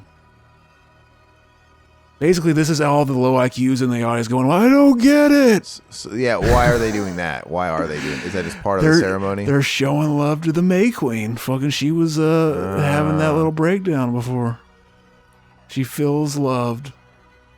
Finish the alien story. I have to hear it. So tell me that. Fucking exactly. He just shat the fuck. You can't read the original review because he like scrubbed it from like the archive of the Chicago Sun-Times. Like it's one that you can never find. His original review. Because he's a poser and he doesn't stand by his fucking opinion. Very poser. So he just shit on it and he hated it. Okay. And then he doesn't own up to it. Okay. Fucking look at that. Look at the support. He kind of looked like the dude from Sixth Sense does now, but not like skinnier. Oh, Haley Joel Osment. Fucking stud. He looks weird. The jawline on that guy. The jawline. He's like a big little kid. He looks weird with a beard. I know. Chad. I've found my family. Look at that face. That is someone who is stoned out of their fucking mind watching their boyfriend burn. Amazing. The greatness of this film, Aaron. Can you feel the star rating you gave it going up right now? Well, Plemke says, do I feel enlightened or dead inside? He's asking me. I feel the same. Well, it's not really fair. I mean, I'm watching the commentary. We're talking. It's not me really zoned in on the movie. It's the smile's pretty funny. Bay. We stand, our May Queen. We stand. I have to say, as of right now, it's probably the same. Just because, yeah, I like that Frankie Valli, man. That's good shit. They end it with a Frankie Valli song. Yeah, I love Frankie Valli, man. That's Frankie. Shit. Frankie does it. Yeah, it's just a little too long for me, man. I just think I would have paced it a little differently, but it is what it is. I don't have any desire to watch the long. What? It's paced and red pilled. The pacing is perfect, Aaron. I don't wish to watch the longer cut. That's for sure. You don't want to watch the uncircumcised penis? No. Anyway, I don't necessarily want to. Ben Rimmer. That's a name. Hell yeah. All right. So anyway, thank you, guys. No shiny happy people. Yeah, that would have worked too. That would have been odd. Anything not that would have. Yes, Mendoza. We know you'd rim him. All right. So. Oh yeah. Thank you for joining us for this one. Do we have another movie left, or are we taking a break from the request? I can't remember where we're at. We actually, we also got the request to do, Night, what is it? Clive Barker? Black Knight, Martin Lawrence, what? Clive Barker, Night. Oh, Cabal, Nightbreed, yeah. Nightbreed. Fucking that. We were thinking, like, should that be like a cinema enema? Yeah, we should definitely make that a cinema enema. I'm still looking into it because I'm not sure if I'm going to be able to find both versions to put in the box. So it seems like since the director's cut came out, it's like one of those movies that hard to find the theatrical. Yeah, now people are just kind of every time you see it streaming somewhere, it's always that version. Is it? I'll have to look. Did they release the theatrical? Is it on? Does it come with the Screen Factory director's cut one, or no? Is it like I can't remember if it's on there too? I don't know. I'll have to look, but no, I could have swore they were both streaming. Are they not both streaming? Both versions?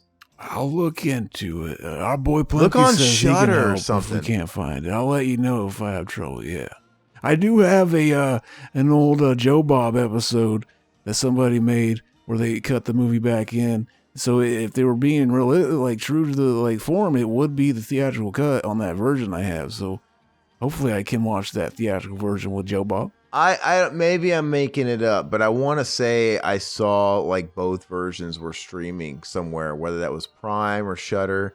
But no, I think that's definitely a cinema enema choice because that's a great opportunity to really dissect it because it's a movie like I want to like better than I do, and I hear through the grapevine that a lot of people prefer the theatrical version.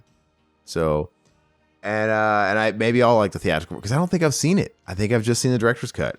And and then there's that other one that's like non-existent, right? The Cabal cut that you can barely, right? That's totally different, correct? Yeah, there's that's taken from different, like probably VHS. I don't know if they have all that from the original print or not. But I would like to watch the theatrical and really be able to do a comparison, and then we can actually talk about it in cinema enema form. And maybe we can get someone like River or Goat would be fun. I don't know if he's seen that movie or know a lot about it or whatever, but yeah, definitely cinema enema. So is that something we want to shoot for next week? Or do we want a couple weeks to prep for that? Yeah, give me some time to see if I can find both of them, and then we'll do it, baby. We'll cleanse the palate with a commentary or something. Maybe do you want to choose a commentary yourself, or do you just want us to do something fun? No, we still got Uncle Buck to do. Okay, so let's do Uncle Buck, and that's definitely a palate cleanser after this week. I love Uncle Buck. Beta. You can't get much more different in contrast than John Hughes, John Candy, than this. So exactly. I'm down. And it works out well because last week we did Honey, I Shrunk. Then we did this fucking movie. Now we're going back to something a little bit more fluff. Now we did Honey, I Fucked our family Honey, I to Fucked. make the fucking inbred waterhead baby. All right, what do you have to promote, man? So whatever happened to Space Jam? Like that's what Plumkey was asking in the chat too. I was down to do it when I told you, and I guess Mac was just kind of giving you the cold shoulder on that. Well, I let Mac know that we couldn't do it this week because you couldn't do it this weekend. So anytime after, I let him know that we could do one in between, and that's why we did fucking Dead Alive. So yeah, that's still on the to-do list, baby. All right. So yeah, you got those. Dead Alive's coming out. What was the other one you did? Ernest, yeah. Oh, Ernest. You did Ernest and you did Dead Alive. So you got those coming out on the Mac and Zach front.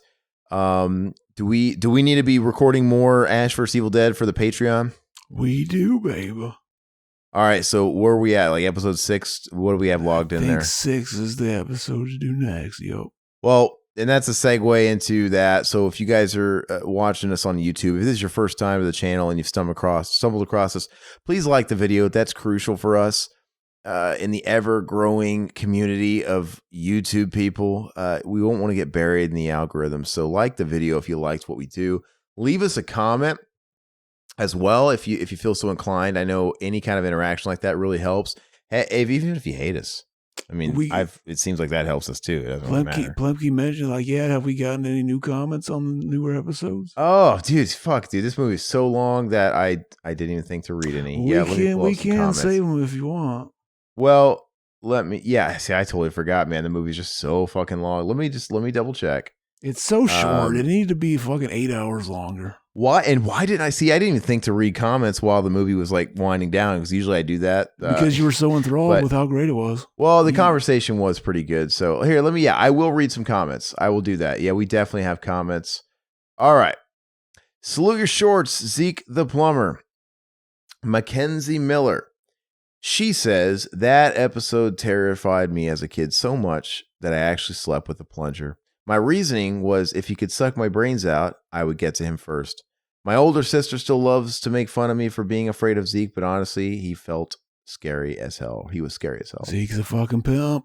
But the question is, was the plunger used, or were you like a little kid that just happened to clean unused plunger in your house? Because that doesn't sound logical. Were you using like the plunger in your bathroom, your family bathroom? Oh, yes. Is that what you were snuggling with? Fucking they have them dang shit. See, a kid, you don't realize what things are used for. So, like, she might have been hanging out with that plunger. She always saw a plunger there and never fucking thought to think, like, what does it actually do? But she was like fucking all that shit. And then one day your mom told her and it fucking, like, she got PTSD when she found out. I would think if you were wanting to scare off a sleep demon like Zeke the Plumber, the shittier, more disgusting that plunger, the better. The better of a weapon, right? Oh, yeah. Dude, if you were breaking into a house and you were trying to rob somebody and you had a gun and they came at you with a fucking dirty shit covered plunger, you would run away. Mm-hmm. Nobody wants. It's like a naked man trying to hug you, like everybody just like runs away. Exactly. That is a pretty good. We should have shit plungers on hand. All right, so did I tell you about the time I took a shit in the bathroom? I was cleaning one time, and that fucking wouldn't flush. I had to go home, get my own plunger, and go back. Very Chad. Did you really? Exactly. Did you really? They got fucking video camera footage of me walking into the stove with a fucking plunger, shit all over it, because it's my personal one. Very Chad. Mendoza, if you're still in the chat, maybe you can let us know what this is referring to on the Scream commentary featuring Mac. Mendoza said at the 1 hour, 35 minute, 30 second mark, I forgot about this beautiful fantasy. What movie was that? Scream. Fuck. What was it? Yeah, I don't remember. Yeah, so he's in the chat right now. If he wants to tell us, that'll make it easy. Blocko69 on Ernest Ghost. Oh, sorry, that's a dank dust. I'm sorry, man. I'm not going to read your shit. Mortal Kombat. Mortal Kombat 2021 featuring Mortal Riverman Kombat. and Mac. What? Mortal Kombat. Mortal Kombat. T. Bertus Thorakis says, Revival House, you're alive. Too bad. You will die. Exactly. Yeah, I've already forgotten about it. I can't be angry at that movie or hate the movie because I've already forgot about it. That's actually worse. Fucking that's how you get a certified fresh. Oh, it was the ragu sauce grocery store story. Okay, that was what he had implanted. I remember that. Oh yeah. Let's see. Rob Zombies 31 commentary. Sean Boyle says, now all I say to people who want to hang out last minute is either one never knows or if time allows. Oh, amazing. Fucking look. BTM is fucking subverting the culture. Exactly. We haven't taught. I love it when you guys know and quote the old stories we've spun forever.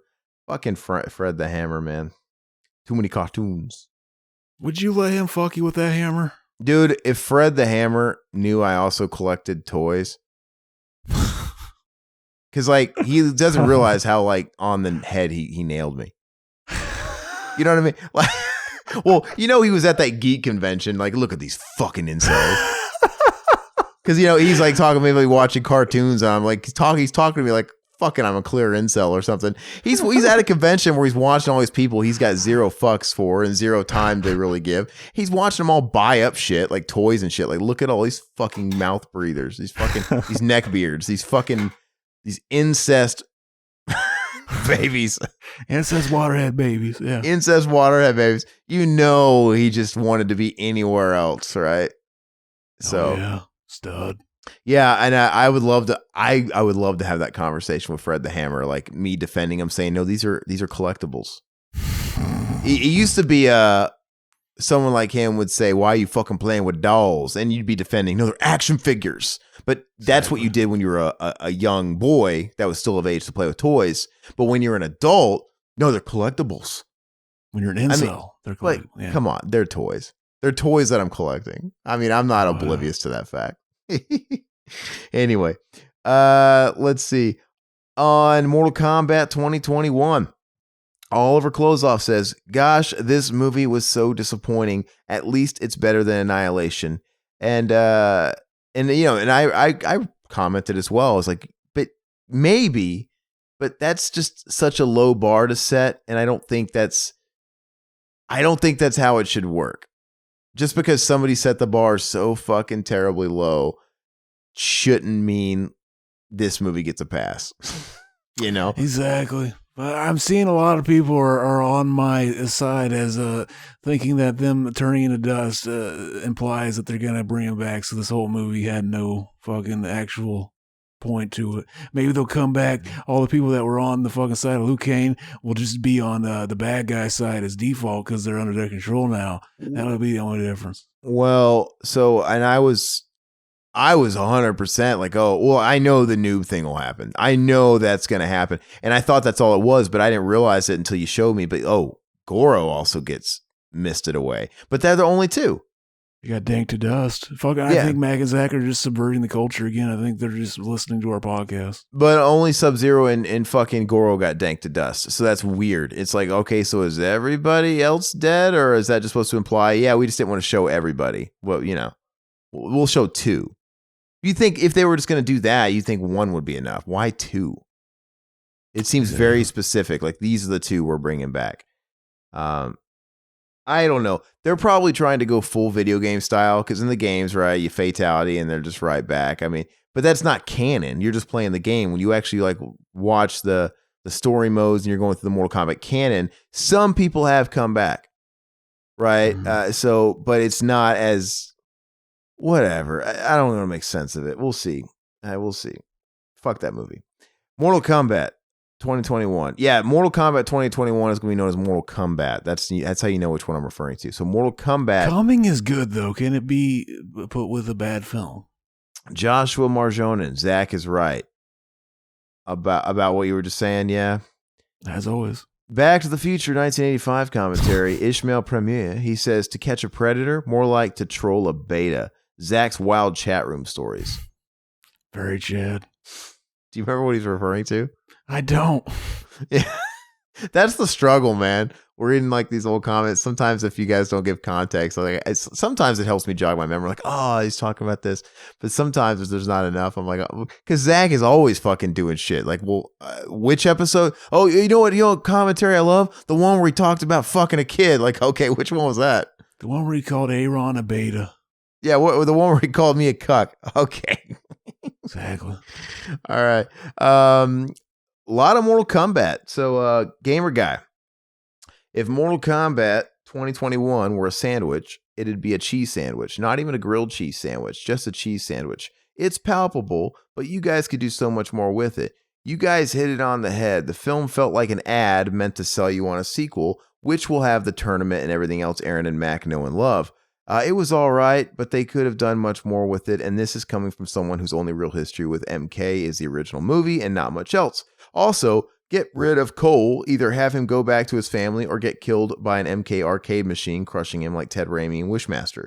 And Ed Boon plays the drunk dock worker responsible. So it's funny, if your only history with Mortal Kombat is just the movie, you probably don't even realize you made a Mortal Kombat video game reference too. That's not really just a Wishmaster thing, but that was a fatality, right? Where Liu Kang makes an arcade machine fall on your opponent and crush him. Meta. Yeah, it's meta. Deep. Fucking, will they ever do one where fucking Ed Boon's big ass eyebrows comes down and crush you to dust? But that's it. That's an interesting take. Somebody that doesn't really have any attachment to the movie that actually is. I mean, I know you're being fairly critical, but you're also kind of saying, it was all right. I don't get that. I mean, like, to me, it's just, it was, even remove Mortal Kombat from it, it was a terrible movie, in my opinion. It just, to me, it was not a good movie. It was just a blockbuster. Fucking the middle of the road blockbuster to a T. Bloodless RVC on Mortal Kombat. Nice commentary, guys. This movie really needed shadow kicks and the splits with a nut shot. I think you mean, I mean, are we talking about two different nut shots here? No, you mean the Johnny Cage. He said 6 out of 10. See, to me, I think that's pretty kind. But I guess different people. See, 6 out of 10, sometimes I give movies that I remember loving as a kid, and then I go back and revisit them, and it's like they don't hold up. I'll give them a 6 out of 10. But then I'll also, technically, the 6 out of 10 is a movie I own, but I always say 7 out of 10 is like when you buy a movie. But then but there are 6s I own that I rate 6 out of 10. How does this all work? And sometimes, yeah, it's one of those, a 6 out of 10. Sometimes if I just watch a movie, I thought it was really stupid, but I was entertained, I'll give it a 6 out of 10. Fucking the 6 is very, it's got a big range, that 6.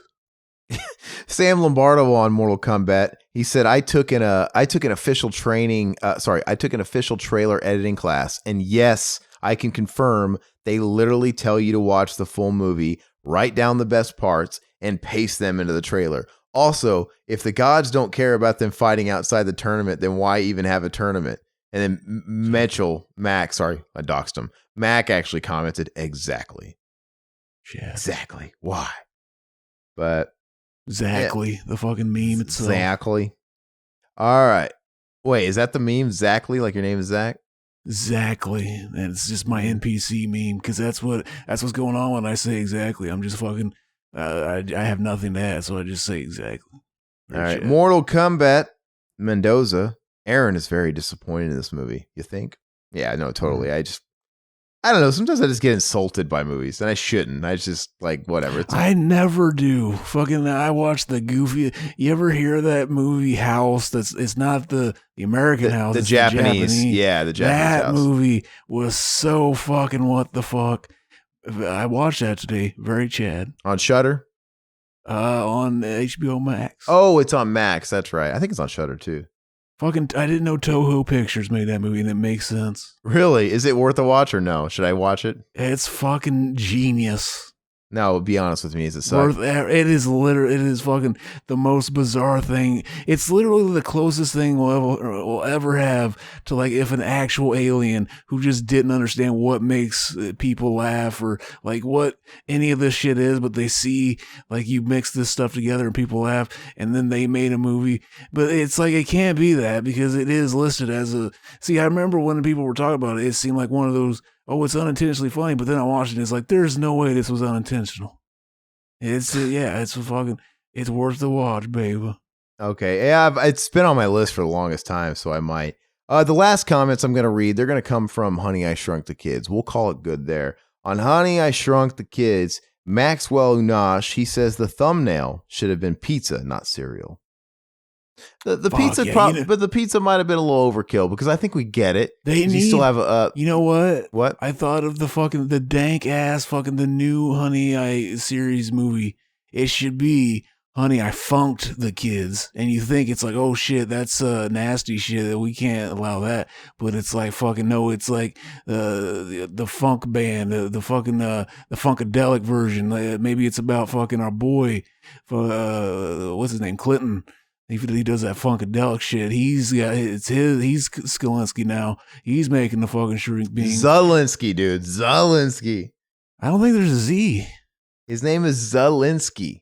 Zalinsky with a Z. You keep saying Skalinsky. Z with a Z? It's Wayne Zalinsky. Why does it say SC? Is it just, it's pronounced as a Z? No, come on. His name it's spelled? Hold on.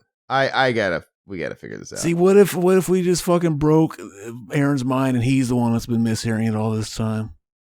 He's gonna believe in the fucking Mandela effect right on the show. Hold on. No, it's Wayne Zalinsky. The S is silent. That's what I was saying. You were saying Skalinsky. No, shut the fuck up, motherfucker. So I think his name's Polish, right? So the S is silent. SZ. So it's Wayne Zalinsky. You motherfucker, don't fuck with my head. Don't fuck with my head. Anyway. Yeah, so I think the thumbnail. What if after this episode came out though, you went back and rewound it and I was the one saying that would fucking blow your mind. Like you just went through or if he edited it and he tried coming back at me like months later, like, oh, listen to it. Like, what did I say that? No. Now I can't do that. And that he let everybody know my fucking plan. Beta. But yeah, anyway, sorry, let's see, where am I at? Yeah, the pizza and the cereal and all that shit. I think it was funny. I like seeing Jeffrey Epstein in the thumbnail. I think it explains everything, and I thought it was funny. I wanted to find a picture of his dead corpse to put in the thumbnail, but I figured that would have got taken down. All right, Gamer Guy on Honey, I Shrunk the Kid. Honey, I Shrunk the Kids is a family fun film. Definitely better than anything that's made for kids nowadays. The Rocketeer is an underrated gem and it's worth watching, especially for Timothy Dalton as the bad guy. If you ever make a movie, me and Adrian will be the scene-stealing cameo appearances. Oh, yeah. Oh, yeah. Let's Fuck see. Yes. All right, Silhouetted Animator. He says, Rick Morchadness has the godly power to shatter dimensions with his raw talent. He will live on until the galaxy's final star dims. Yeah, he's missed. Robert Vaughn. Heck yes. Mother fornicators. That Veronica Vaughn. And last comment I'll read, Sam Lombardo for Honey, I Shrunk the Kids as well. Shrunk Ourselves has always been my favorite of the Shrunk series. Also, if you film anything in Missouri, I would totally be down to helping out for free. He's talking about that idea that I think we should all just make a movie. Like now we can use his slave labor. He said it already. We have him on contract. We can have him play every role. So I didn't say Missouri necessarily, but are you from Missouri? Is that why you said that? I mean, Zach lives in Illinois. Sorry, doxed you. I live in Arizona. I mean, but I think we should get together and we should make something just for fun and make it as good as we can. But obviously just have it shoestring and just have fun with it. I think it'd be cool. I kind of want to get the tires spinning on it. But hey, Chad. Anyway, so thank you guys for all the comments as usual. I do want to say now I'll do the closing out. Mac and Zach, they have a couple of great commentaries coming your way. We're going to start recording some more Ash vs. Evil Dead. If you guys want to support us any further on top of subscribing and liking the videos and following us on podcast free feeds, we're everywhere, right? We have a Patreon. You can listen to us do exclusive Ash vs. Evil Dead shit on there.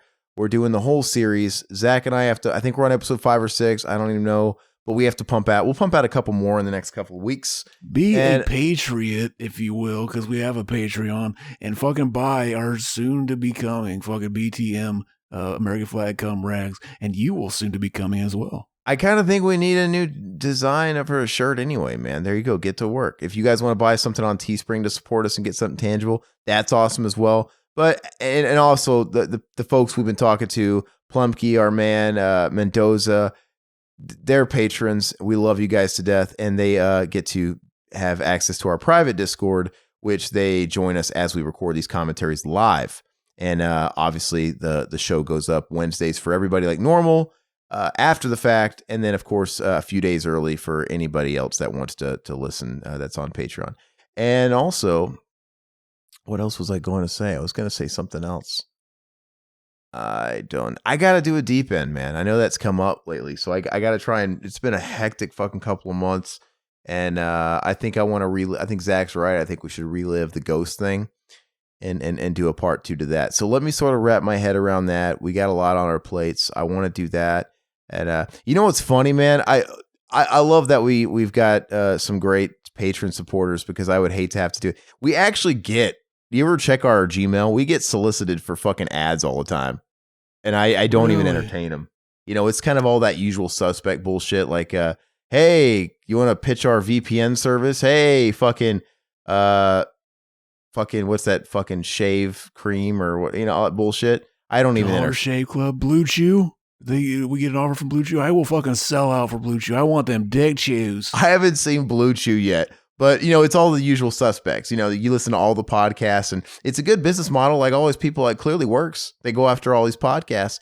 But I haven't even fucking entertained it yet, just because I don't want to hawk anything. And also, it depends on I mean, it's one thing. Some of them might just pay you if they're small enough businesses just to pitch it. But more than likely, it's like we would get incentivized for anybody that like went and bought their products. And I'm not. I was like the cool podcast that basically they know, you know, that it's like fucking, hey, they're just making money and shit, so they make it obvious. Like when they're doing, basically they fucking, oh, we're saying just the shit we can, as far as we can push it without like getting them to pull it from fucking our show. Yeah, like look, guys, I get it. It's ads. Like fast forward if you want. Fast forward the next 5 minutes. They're basically shitting on it, but doing it ironically. Fucking very Chad. Yeah. I mean, I wonder if we ever did. I mean, I'm not stupid. I mean, obviously, if we had some good offers or whatever and we ever wanted to entertain it, it's nothing wrong with at least seeing what they have to say. But I don't ever want to resort to that if we don't have to. If we got sponsored by Blue Chew, I would just want to do it just like, I get free Blue Chew and I'm going to eat a bunch of it while we're doing the commentary and we're going to record what happens. Yeah, no. If we did it, how would you do it? Would you be one of those people that like do like the shticky ad, like, hey, Zach, you gotta, you know, and they kind of go with this like back and forth while they're pitching the ad? Or would you do like you said at first, where it's like you just kind of like ride it to the edge and like, look, guys, it's an ad, buy it though, buy. Okay, next. I'd be like, I have fucking my mouth stuffed with Blue Chews. I'm gonna fuck this chick right here, right now. We're gonna record it, and that's the ad we're gonna run. That would be funny though. Like if we had sponsorship by Blue Chew and you did something like that, like you have the Dank to Dust commentary, you got the Hard as a Rock commentary. Right? Dang. And you're taking Blue Chews and you're edging the whole fucking time from the Blue Chews and fucking blowing bubbles with the Blue Chew. And if we took a Manscaped like ad, I don't know, like Zach has to shave Mac's pubes or something. That would be funny. Put glue. Mac has to shave my pubes as his face. I shave my pubes over his face with glue on his face.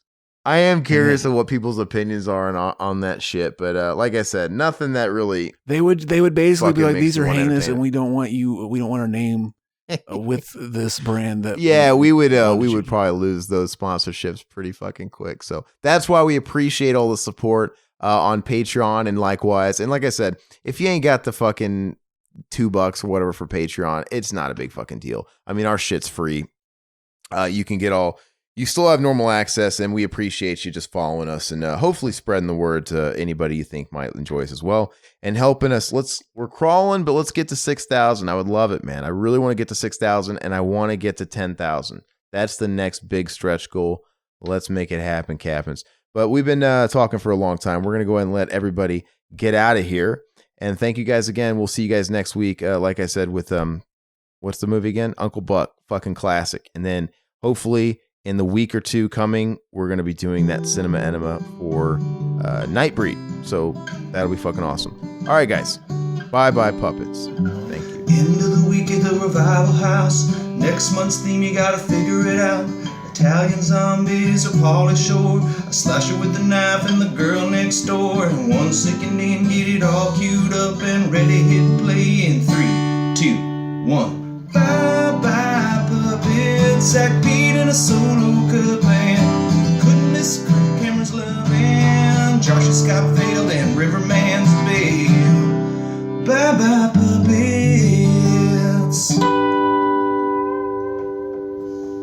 Sounds good, like this country used to.